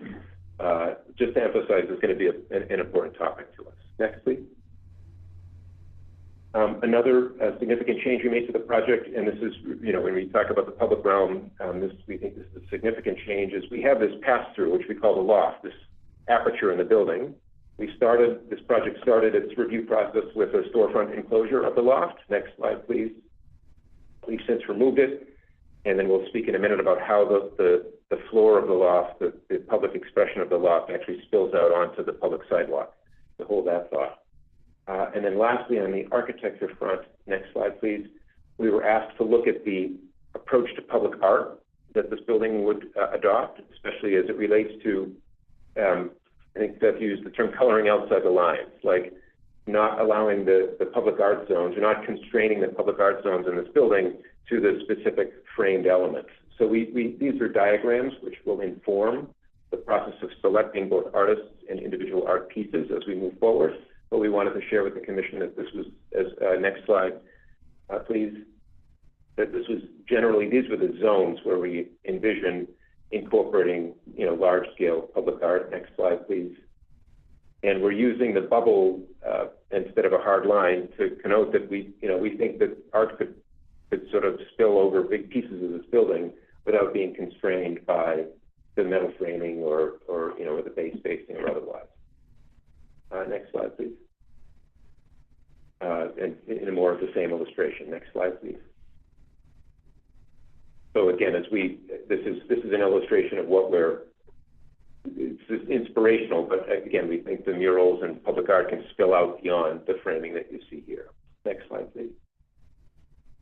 And so as it relates to building architecture, we think the building as it's now designed will work really nicely with the Lansdowne Street pedestrian realm, the turnpike more vehicular realm, and let's turn our attention to changes to the public realm.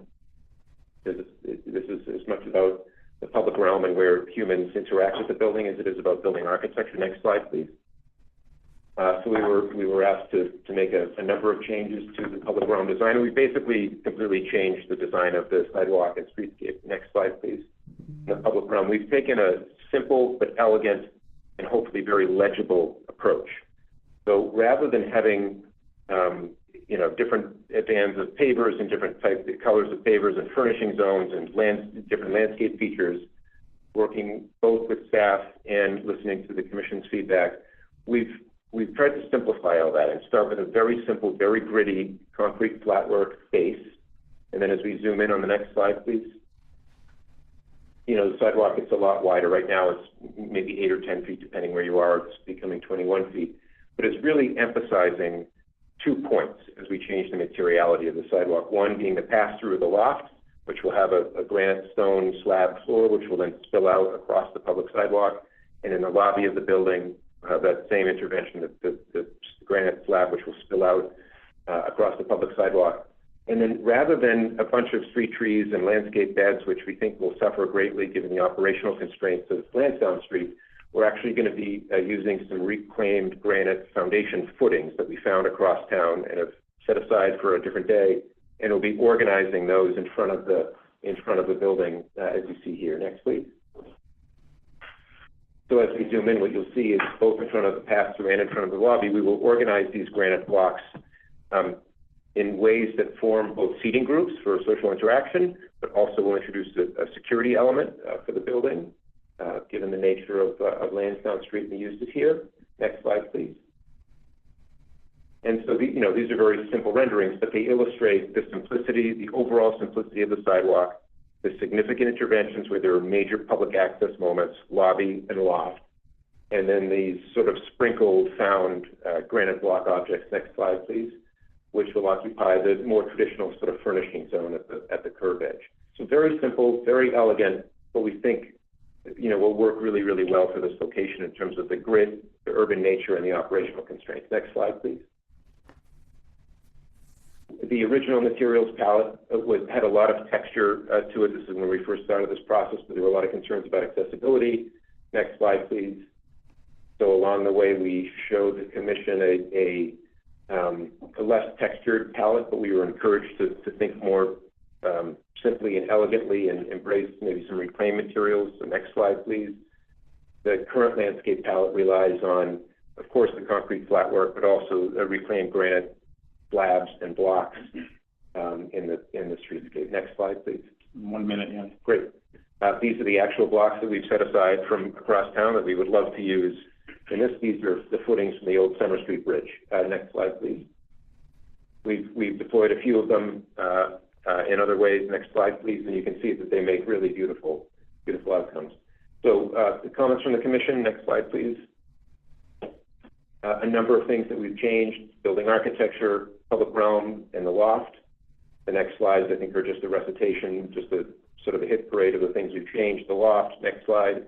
The north elevation of the building. Next slide. And the public realm design.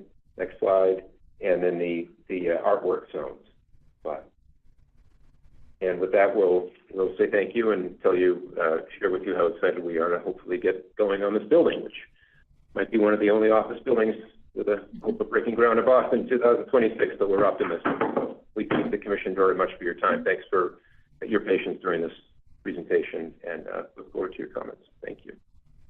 Yanni, thank you for your presentation and keeping it compact to 15 minutes. We appreciate that. Thank you. Seth is going to keep track of hands in person, and commissioners that are joining remotely, please use your digital hand. Laura Solano also let me know that she had participated in that October subcommittee, so we invite her and others that were attending that one to please kick us off. Kirk, I see your hand. You're on mute, I think, Kirk. I was not in the last subcommittee, so I don't believe, so I'll let those who were first speak. Sounds good. I think there were 6 of us there. Do we have any commissioners that were at that last subcommittee that would like to make a comment first? David, do I see your hand? No, you didn't, but I'm going to jump in because I have to leave. And thanks, Chris, for giving me the opportunity. I saw the original presentation. I don't think I was at the last. I know I wasn't at the last one. And there's a lot of things I like about this building. I love that you're thinking about that pass through. I know you must have a big idea in mind of where it's going to go and take you, and that's a pedestrian connection that could be incredibly valuable. And I think that's a really big idea. I think overall, the massing of the building, the materiality of the building feels really strong and appropriate to Lansdowne Street and appropriate to the Green Monster and all the structure that's across the street. I think those are all positive things. I like I think you used the word, I like the word grittiness. There's a real strength and substance to this building, and there's a certain amount of rowdiness about Lansdowne Street and makes this all very appropriate. And I say that in all positive ways. I'm troubled a little by the fact that you do have. I love the structure of the Green Monster. The idea that it's cantilevered out over the street. You made seats where there was only sky, and they're favorites. People love them, and that troubles me a little bit. But I'm not going to get hung up on it. I think that's your choice here, and I don't think it negatively impacts the public realm in any way. I guess I really only have, and I love your big granite blocks. There's a strong storyline that runs through everything you're doing here. Your detailing, the brick detailing is has depth and quality to it. I'm assuming it's all going to be hand laid brick, but it's not fussy, and this building shouldn't be fussy. Yeah, I have one question, and I'm not sure, and it showed up twice in your presentation, and it's the frame. When you turn the frame and go around from the short ends onto the pike, you go from a 2-story stack to a 4-story stack. And I'm not sure, I actually like this, right there. Why do you do that, and why would you do that? It is ornamentation. I don't mean that negatively, but why wouldn't it be consistent around the building? I actually like the 4-story, but that's just an opinion. But I don't know, but I'm very uneasy about why it changes on an outside corner like that. Yeah. And I think in one other place you have another version of it. Yeah, if you go, and I'm so sorry, if you go back to where we were looking at all those various iterations, the one that we actually settled on as our preferred option, keep going, sorry, keep going, keep going, keep going, you're almost there, keep going, no, right there, sorry. That's the one you prefer. This is the one we prefer for exactly the reason that you, yes, okay. Thank you, Commissioner. No, it would look odd, yes. And that tracks on the east side of the building. Yes, sir. Yep, we didn't show that, but yes. Yep, exactly. So those are my only comments. I'm really happy to see you go forward, and it's obviously a build pursuit for the Boston Red Sox, and that's the world we live in. We hope these guys like it. Thank you. Thank you, David. All right. David Nagahiro has his hand up, and I know that you were part of that last subcommittee as well, David. Yeah, I actually was going to ask the same question David just asked. So I do think that I appreciate the studies, the rigor of, taking to heart the comments from the commission, because I know there's a lot of design that goes in behind the scenes and a lot with the BPD before it even gets here. So thank you for that. I do think that you came to the it feels like the right conclusions based on the comments that were made last time. I still think that the frame is nice. I do think that the coloring of the frame is appropriate in comparison to, the studies that you did. So I think it came to a nice conclusion, based on the comments.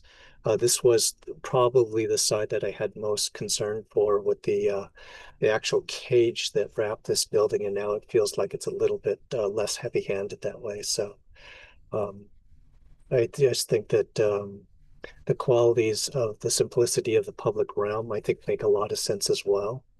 It'll be interesting to hear Laura's comments. She had made some pretty strong comments in the last round on the sidewalk in the public realm and the benches. I do like that the building recedes the way it does on the other side. If you can go to that side for a second, Yanni. Thank you. I know there's a lot of slides. Yeah, I think this side, I think, is, I really do like the frame and what it does for the quality of those balconies, and the idea of the relationship of the Green Monster and the framework. I think as a backdrop to Fenway, I think this feels very appropriate. So I do think that the key to this is all in the details, which I think your architecture team is very skilled at this type of detailing. So I'm excited to see this project built. Thank you. Thank you very much. Thank you. We appreciate it very much. Can I jump in? Yes, you can, Kirk. I was just taking people that were part of the meeting. Oh, sorry. If you want to jump back in, please do. No, only because I think this view is very telling, along with the view from the pike. So I'm gonna be the contrarian here, and that's why I wanted the folks who had been at the prior meetings to comment. One of the things that I see when I look at this view is the lightness as it goes up. I think there's a clear, sort of expression of both the cladding of the park and the superstructure that you see here. And I think it's kind of an opportunity, if I were going to deconstruct the park and apply it to your building, I would probably argue that above the levels of the first 2 stories, you have an opportunity to have a cladding transition potentially, which could begin to express some of the lightness that you see in the park. And I would also offer that you might look at all the other facades of the park and see if that's true. Because if you go to the view from the pike, I think there is an opportunity to message what happens on the other side of the street and on the facade of the actual Fenway Park by thinking differently about stories, whatever, everything orthogonal above the candid superstructure up. And there's a bit of a precedent for us in the way we've thought about the Pike, whether it's Alston Yards or even the graffiti wall that you've mimicked here, but the one further down where House of Blues is. It's kind of art on the Pike in a way, and I think you have an opportunity to take advantage of that within this frame that kind of rationalizes the frame above the two the sort of base levels of the first two on the street and this one that's within the slopes superstructure.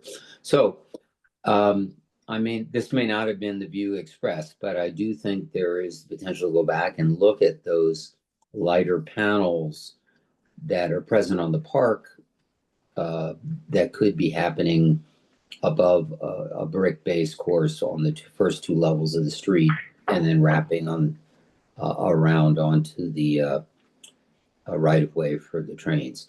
So anyway, personal view, opportunity. I think there's no wrong way to go at this, but it does feel very heavy when you look, that you had a view looking the other way at this elevation that you might go to. That feels very, very heavy and a bit constrained on the upper stories to me. But it's a personal preference, and I think I understand why you might do what you've done. But let me stop there. Thank you very much.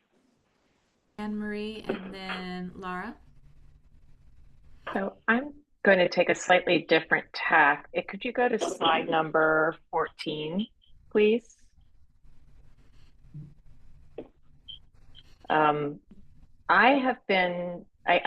To be frank, I have mixed feelings about the frame, but I will, I understand this has been through a process. There's a very intentional approach, or what appears to me in the design to that is reminiscent of warehouse design, in part because of that exposed frame, in part because of the brick and just even the massing of the building. It's almost there's an overhead view where it almost reminded me of a freighter. It's kind of large.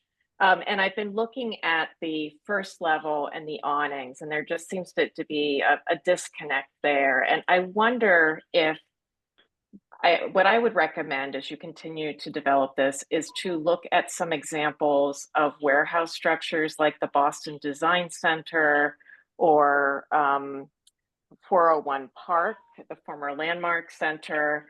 The awnings are part of the architecture of the building. And I wonder if there might be, because this is so much of a public space, I can't help but think there might be some value in creating continuous awning that also provides some shelter, that both I think would be more consistent with the architecture of the building and would be a contribution to the public realm. That said, I realize there are negotiations or assumptions that go into leasing with retailers and expectations about branding or distinction, but it's just something that's a recommendation I would make, or suggestion, as you continue to develop the design.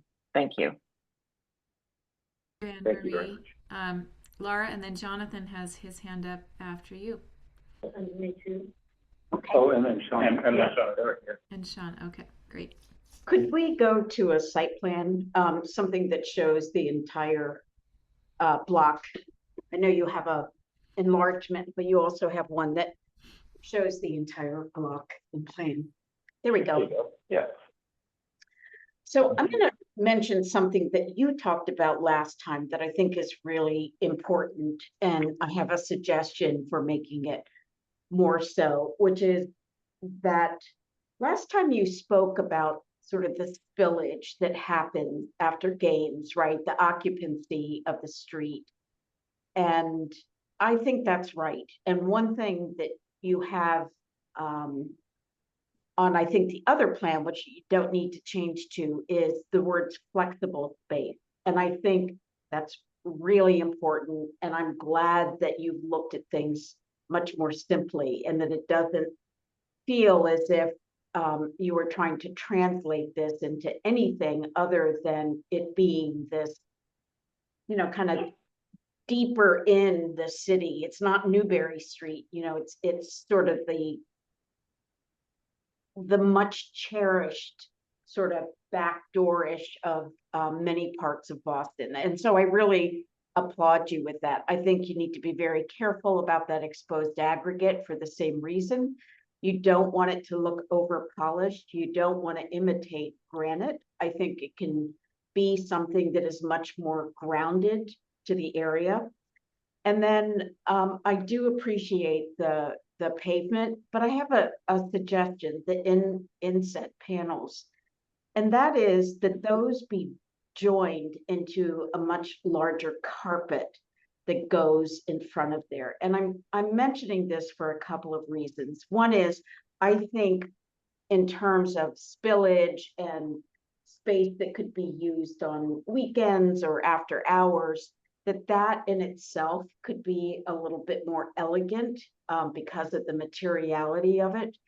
So it would basically fill in that blue space that's between the pass-through and the lobby. I also think that it would help to give more emphasis to those two, because there would be a generosity there that I think would read as you were going down the street. I know we talked last time. I don't remember saying no trees, but no matter. I'm not, and I think the discussion. I don't remember that either, actually. Oh, okay. So that's fine. I also remember that there were a lot of obstacles, utility obstacles, et cetera, for getting any kind of regularity. But maybe with the stone carpet, I'll call it, you might consider whether or not a tree or two or three could go in that area to really distinguish it from the rest of the place, not so much visually or marking, but in terms of character, in terms of options for that flexible space that you're talking about. In other words, you do something much different under trees than you would kind of, you know, being held by the buildings that are on either side of Lansdowne. So those are Laura. Yes. Sorry, if I could just respond to the comment about trees, because we did discuss this at length with the proponent, and I think it was after the last, either the introduction or the subcommittee, we took a hard look at the existing trees that are on the street, the health of those trees, the feasibility of trees, given the traffic and the usage of the street. And I think, felt that it was appropriate that, to explore a scheme without trees. And so that was the direction that we gave. Whether that's, exactly where we wind up, or we decide there is an appropriate, level of, landscaping for this, that's what we're here to discuss. And John can speak more specifically to this. Yeah, thanks. As well as some other parts. Thanks for that. I just wanted to interject also, and sorry, can you all hear John? John, you may need to come to the table. Yes. I just wanted to interject also that the planning department did engage the Disabilities Commission to discuss the commissioner's proposal about the use of reclaimed materials as paving. And we did hear that the Disabilities Commission is not likely to support use of granite in the pedestrian zone specifically of the sidewalk. They would support it in the furnishing zone, but I think that should be taken into consideration with the current deployment that is shown out there. Thanks. Sorry, Laura, it's still going? Because I might see it on after. Is Laura still going? Are you still there, Laura? Yes. Can I continue, or should I wait? Yes. Laura, why don't you wrap up and then we'll shift to Jonathan and Shauna. Sure. And by the way, I think it could be a fine space without trees, but I also think that introducing a tree could also help to provide that variety of space. I won't say anything more about that. I appreciate the used blocks. I think it's a brilliant idea, and those are beautiful stones, and they feel appropriate to the area. They're not too finished. And this is just a comment about studying whether or not the arrangement that you're showing is quite right. I think that there needs to be what I always call air within those spaces so that it doesn't feel as if it's this band of blocks. But I think that's something that you will work out in the long term. But I just thought I'd mention that I love the idea. I think just the arrangement needs more study. And I also noticed that there's, alterations to those benches with wood, et cetera. And I would just be really careful about that and have a light hand in whatever you do. So that's it. Thank you. Thank you very much. John, can I go next? Sure. Just because it's not related and won't be. So that was actually one of my questions because, and I know that was one of the things from the last committee meeting is will you be able to pull this up with the support of the city? It sounds like that's going to be, that will be likely a challenge. That's fresh off the presses, so that wasn't something that we've been able to convey. Yeah. We just got that back today. Yeah. So we figured we'd take in the commentary and then figure So how to move forward. I think, I'm not saying that's not going to happen, but I think, so first of all, thank you for taking our comments into account. I really, really wish that the imagery was consistent, that the landscape ideas were represented in the architecture views, because seeing all of the street trees and talking about no street trees and then seeing sort of very sketchy conceptual. This is just, obviously not perfect. So it's hard to put together. And I think a lot of what you're talking about makes perfect sense for game day. But I'm not so convinced that the streetscape is awesome on non-game days, which, maybe for worse, maybe for better, it is. So I think that, and then that possible, which, is something obviously I've encountered a lot, and I'm sure you've encountered a lot in your work. So how to get that grittiness and energy that still works and survives and has enough texture that can, that can carry the street on the non-game days, I think is will be a challenge. There may be a strategy of, the bump outs again becoming where you're putting the pavers, the reclaimed stone, which is much nicer than the pavers. I think you had can you go to your precedent images? Forward a few. Because I actually am not Other direction. talking about the days, the non-game days. I want okay, go. It's in one of these. I don't know which one it is. It's one that has the trees in it. Trees. Okay, top middle. So the idea of studying the possibility of including trees that are protected by your granite. By your granite system, because they are going to be super vulnerable on game days. But, large trees kind of protected in that manner, and maybe that whole frontage actually becomes a composition of these different textures, these different paving textures, the granite textures, which are beautiful, and some greenscape, whether it's trees or something else, but just,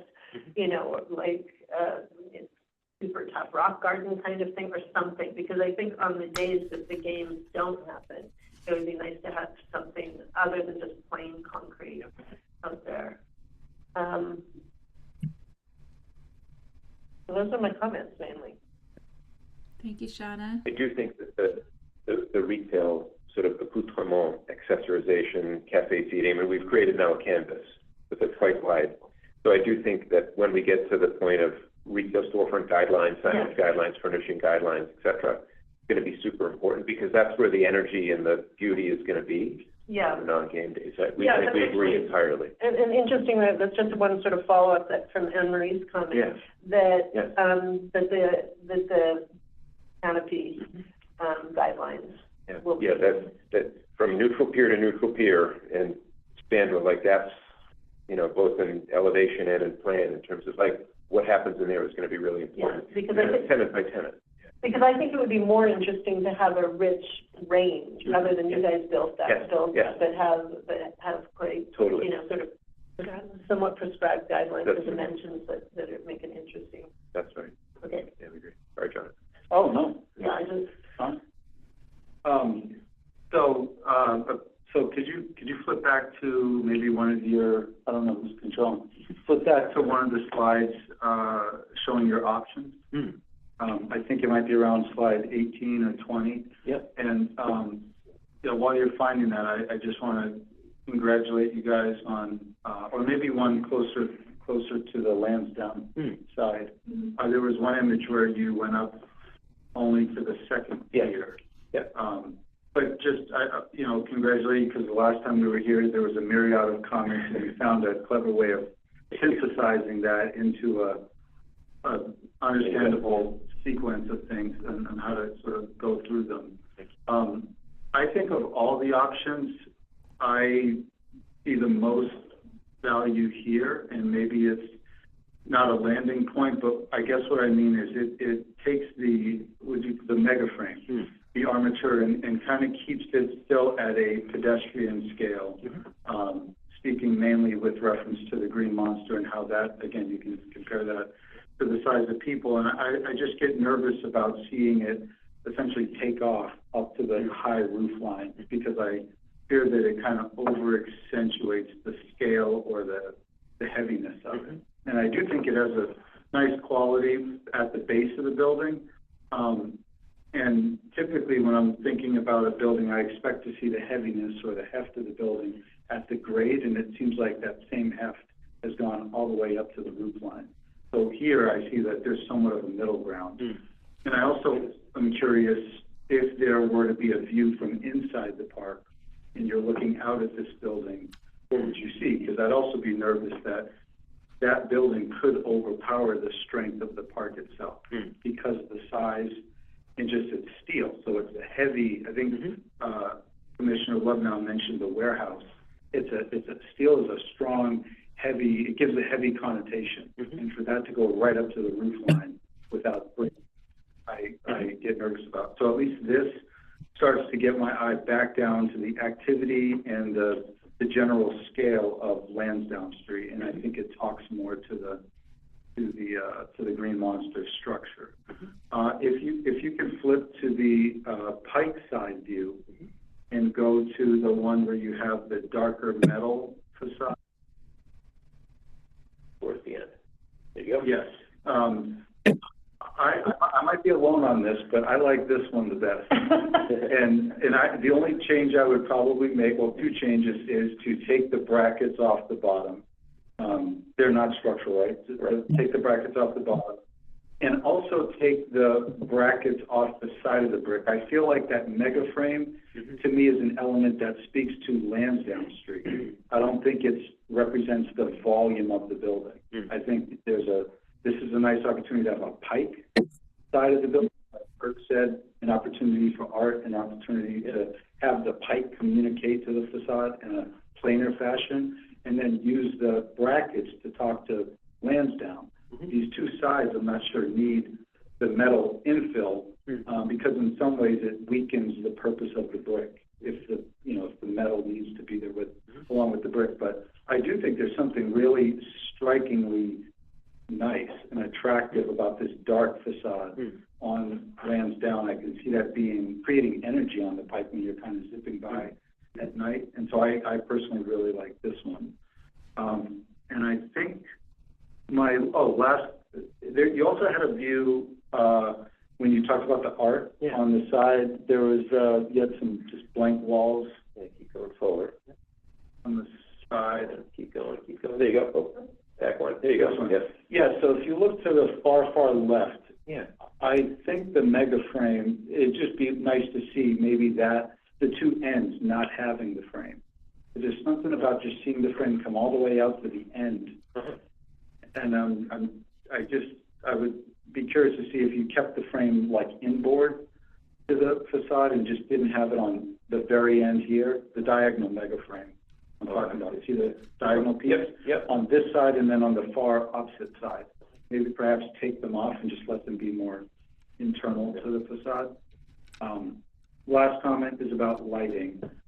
I'm curious about your approach to lighting. Street lighting, of course, I'm sure you're going to work with Boston standards and get that right, but just are you thinking about uplighting or accentuating the mega frames in any way? And I'd be curious about that in juxtaposition to the park lighting and maybe how that might work. Yeah.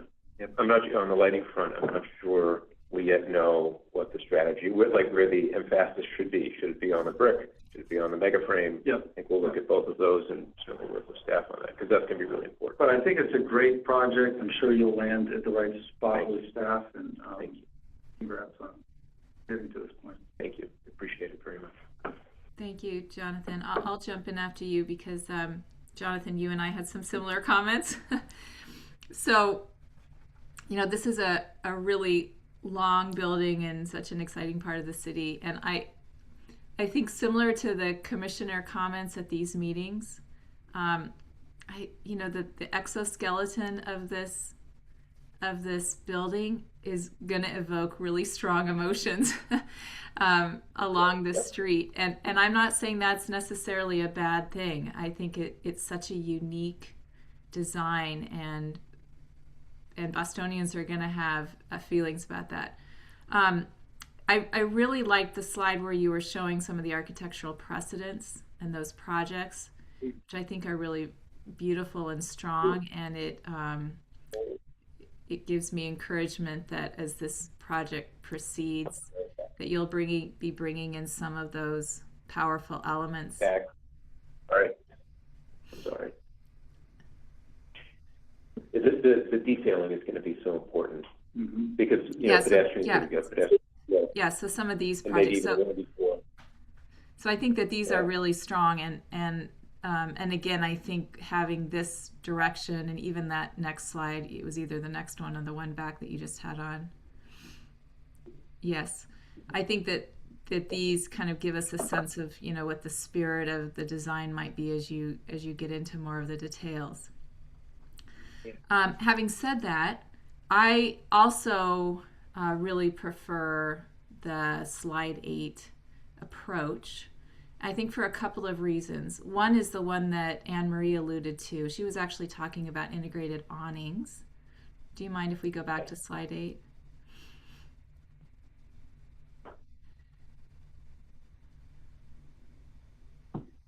Yes. So Anne Marie was talking about the warehouse, kind of the spirit of a warehouse building and what's its place in this district in Boston, and can you think about some of the ways that's been handled in the city with integrated awnings and other things. The reason I like that comment and I actually really appreciate this design study is that I think that it helps to create a really strong base. I think the base of this building is strong and would be even stronger if you were to kind of think about those integrated pieces. Then you have a clear sense of where that middle is.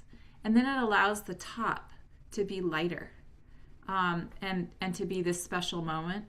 And I think that it's very compelling, at least to me. And I think it also has, I think we were talking about kind of the dance of this building with the green monster, right? That is you're tipping. And so I would love to see this be explored more as you continue to work with planning staff and see if there's something here, worth redeeming, and maybe there's a kind of happy medium as you go forward. So I just wanted to get that comment out there. And Seth, I don't see any other commissioner hands, so. Linda, could I make a quick comment? Of course. I would just reiterate Emery's comment. I think if you were to look at the meatpacking district in New York and the metal canopies there's something about the grit about those that really land these buildings in a really beautiful way. And I think it was the thing that was missing visually for me on this particular image is that the canvas awnings don't have that same sort of craft that the rest of the building is really the ambitions of the rest of the building. And the thing about the meatpacking district and those really amazing metal canopies, it finishes off those openings in a really, beautiful way, which I think if you're going to, play with the detailing of the masonry and the metal, I think it'll really allow those entries to be very unique and special.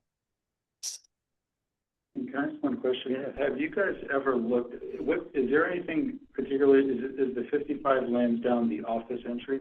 That's right, that's the building lobby, that's right. Okay. But the commentary about that style, I think what we're hearing is that style of overhang or canopy, marquee is desirable. We love that. Like, make no mistake. The glass and the metal at the base could be pretty. And taking an approach that's not maybe fabric awning base, but has something more quasi-industrial, more robust. I think that's extremely well taken commentary. So we appreciate that.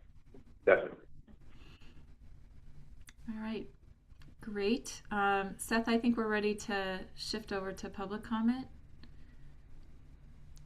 Great. So as a reminder that starting January 1st, 2026, the Commission will limit live public commentary to the project's introduction. Members of the public interested in submitting comments to the Commission are encouraged to do so in writing by emailing them to bcdc@boston.gov at any phase of the project's review. However, until that time, we will continue to take live public commentary. So at this time, we invite any members of the public in attendance who wish to contribute public comments to raise your digital hand, and staff will call on you. If you are calling in by phone, dial *9 to activate the raise hand function, and *6 to unmute yourself. Please state your name and any relevant project affiliation information, and please keep comments to 2 minutes. And Allison Pultinas, I see your hand raised. Can you unmute yourself? Yes, hi, thank you. And you already identified me, so that's great.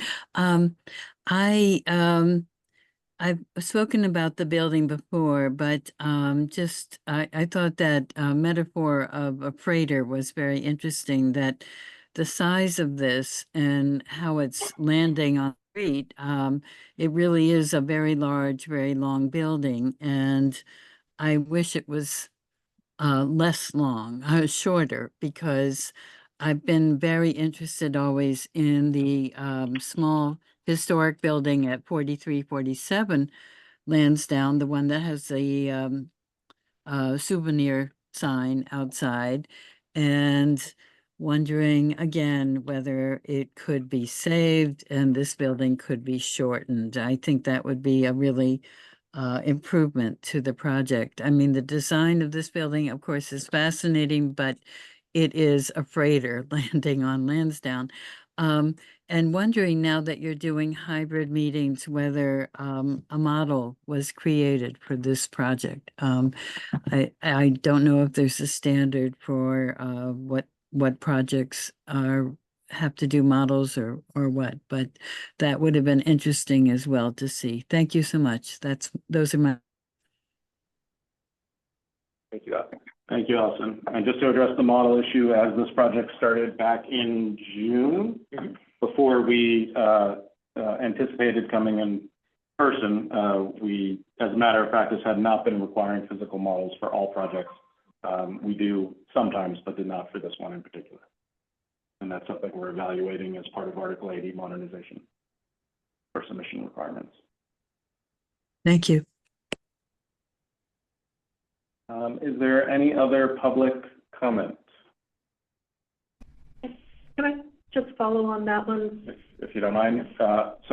Seeing no other public hands, I'll close public commentary and turn it back to the commissioners. It's partly a compliment, but it's also, I think, a little bit of a relationship to the existing buildings, on Lansdowne, but all around the park, which I think it's easy to assume that those are first generation industrial warehousey sort of looking buildings. But there's a lot of aspiration in that first generation of building, a lot of decoration. So I really like where you're headed with the articulation in the brick and the thinking around that, either in the more 19th century traditional warehouse fashion or something a little bit more decorative. But I would be looking at more of that just to see where you might take that. It's very restrained as you're presenting it, but I was really delighted to see it. I just think that there's a lot around Fenway right now that is really quite lovely if it were better maintained. Yep. We concur. That's part of why we have the Morris Adjemi and Jacklich Gardner team as our architects, because they're geniuses at this stuff, and we really appreciate that, and thought it was a really important skill to bring. All right, Kathy, thanks for that comment. So we've had a lot of comments. I don't think that they fit neatly into buckets like our last project that we reviewed tonight. But I think you've had a lot of opinions come your way. But I would summarize by saying that I think that there's kind of a greater consensus and direction today amongst the commissioners. And so I think that's always the goal.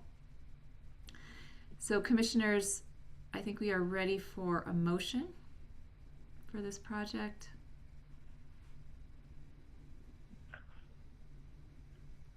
Okay, I'll make a motion. Thanks, I would make a motion to approve the project on the basis of a couple of refinements that the proponent worked with staff, and I may not catch all of them, but namely to further refine toward resolution the angled brackets.